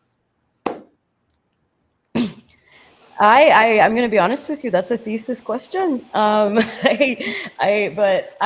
think that I don't think that we can effectively answer that. And I think it would be unfair for us to give a sweeping response to a question that large. I think that collaborating with less privileged creators is definitely the first step. Mm-hmm. But for volunteer institutions funded out of pocket, I do think that perhaps that responsibility lies a little bit higher than, a small budget press in certain levels. Yeah, is the question calling what we're doing in institution? Because I think that seems a bit, that would be a bit grandiose to say of us. We're a 3-person team. We're all volunteers. As far as like how we operate, well, we operate largely just through elbow grease, and we didn't seek anyone's permission. And I think sometimes maybe that's the thing holding people back more than anything, is they're seeking somebody to tell them to go ahead and do it. And Samantha came up with the concept for this, and Bianca joined, and then I joined. There wasn't anything to it about us accessing some sort of institutional power. Niche isn't in our back pocket. Nobody's in our back pocket really. We're sort of in our own hemisphere, and we made this because we all have different reasons why we're interested in literature existing.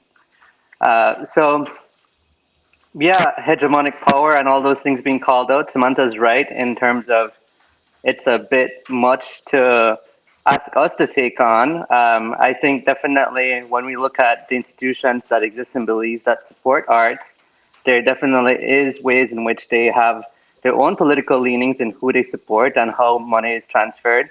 But to look at a small press as part of that, I think would be mischaracterization of what we're doing. And also, we're always open to people joining our team. So if people want to join the team, there are emails available. People can email us at any time and tell us that they're interested in joining. We've had people in the team who've left. And it's because, again, it doesn't pay. It takes time. And if you're willing to put in the time, I think that's the main factor as to whether or not you're on the team. That's really it. I have to also give you kudos to your team at Bentpin Press, because that is really how Heritage Education Network works as well. It is a labor of love. And anyone that has done the arts, I mean, Karla is an artist. Anybody that has done literature knows that it is an effort for the love of the field and love for what you do that makes these and establishes these organizations and keeps it going. So I definitely need to commend you and your team for that as well, André. Moving into a question for Miss Diane. Chelsea asks, what are some principles when starting a small business or becoming an entrepreneur? Okay, so in my view, I will just give this from my perspective, my journey of becoming an entrepreneur. When I became an entrepreneur, I was still going to school, and that was because I was not a business student at the time. I was aspiring to be an architect and transition to business. So when I became an entrepreneur, it was more so from observation more than my education. Learning at school did help to polish up things, but becoming an entrepreneur, starting a business, there are so many things that that takes place, but I would emphasize that your character as an entrepreneur. So having that drive, having that discipline, having humility, because honestly, when it comes to entrepreneurship and these days where everyone, it's easy to have a side hustle, and sometimes it transitions to a whole full-blown business. You really need to know how to conduct yourself in terms of how you treat people, because for me, having that humility, a lot of people gravitated towards that, and how I wasn't really driven by money, so to speak. So those are like three major things: having drive, having discipline, being humble, and of course knowing what you want to do. Because like I mentioned about my Formula to Success forum, very subjective when you hear it, and that is because a lot of the times we kind of think that becoming an entrepreneur is just doing something that's easy to get done, and instead of really, sometimes we have to dig deep and figure out what is it that we want to do, and how what we're going to do will, be for the greater good, not only for ourselves, but those around us. So those are some principles. And I hope that was what Chelsea wanted to get out of that question. I will, I hope so too. I think it was a very great response. And I will take it one step further before I wrap up because I know we're already out of time. How do you think that entrepreneurship has helped you to help your community? Okay, so I I will say when it comes, and I will answer this more from a femininity perspective because what that was the presentation. I would say that, like in the presentation, like I said, being a really young, like being a little girl going to expos and seeing, like, I grew up when Rebecca Stern was doing fashion, like doing clothing and just admiring her work. So there was that, that gap where I really didn't understand. You're just young, you're nonchalant, you just see people with pretty stuff and selling it. So 5 minutes with D has definitely been that driver for youths, and been that platform where young people can relate.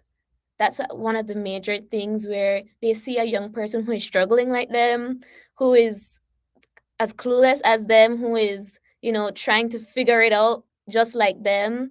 And especially I started out in the pandemic where everybody was getting into that groove of being an entrepreneur because of different reasons. And, you know, I've always been a selfless person. So when I started, it was never to be something that it would have only benefited me. My ultimate goal was the community. So, just spreading the word. Like I said, being humble, just being kind to people, sharing the information that they need, and giving them that spotlight. I think that's one of the major things that makes Feminicity stand out. Young people being able to have a space where they are seen and especially heard. So Wonderful. I would like to thank our guests. Sorry. I would like to thank our guests this morning, all of our presenters, all of our viewers. Thank you so much for answering our questions. And if you had a question, our presenters are still here and available in the comment section to answer them. But thus ending our morning session for day 2 of our KULCHA Symposium. We are going to be right back at 1 p.m. sharp to finish off the rest of the KULCHA Symposium. So don't go anywhere. Go have a good lunch, stack up my rice and beans when they come back 1 o'clock.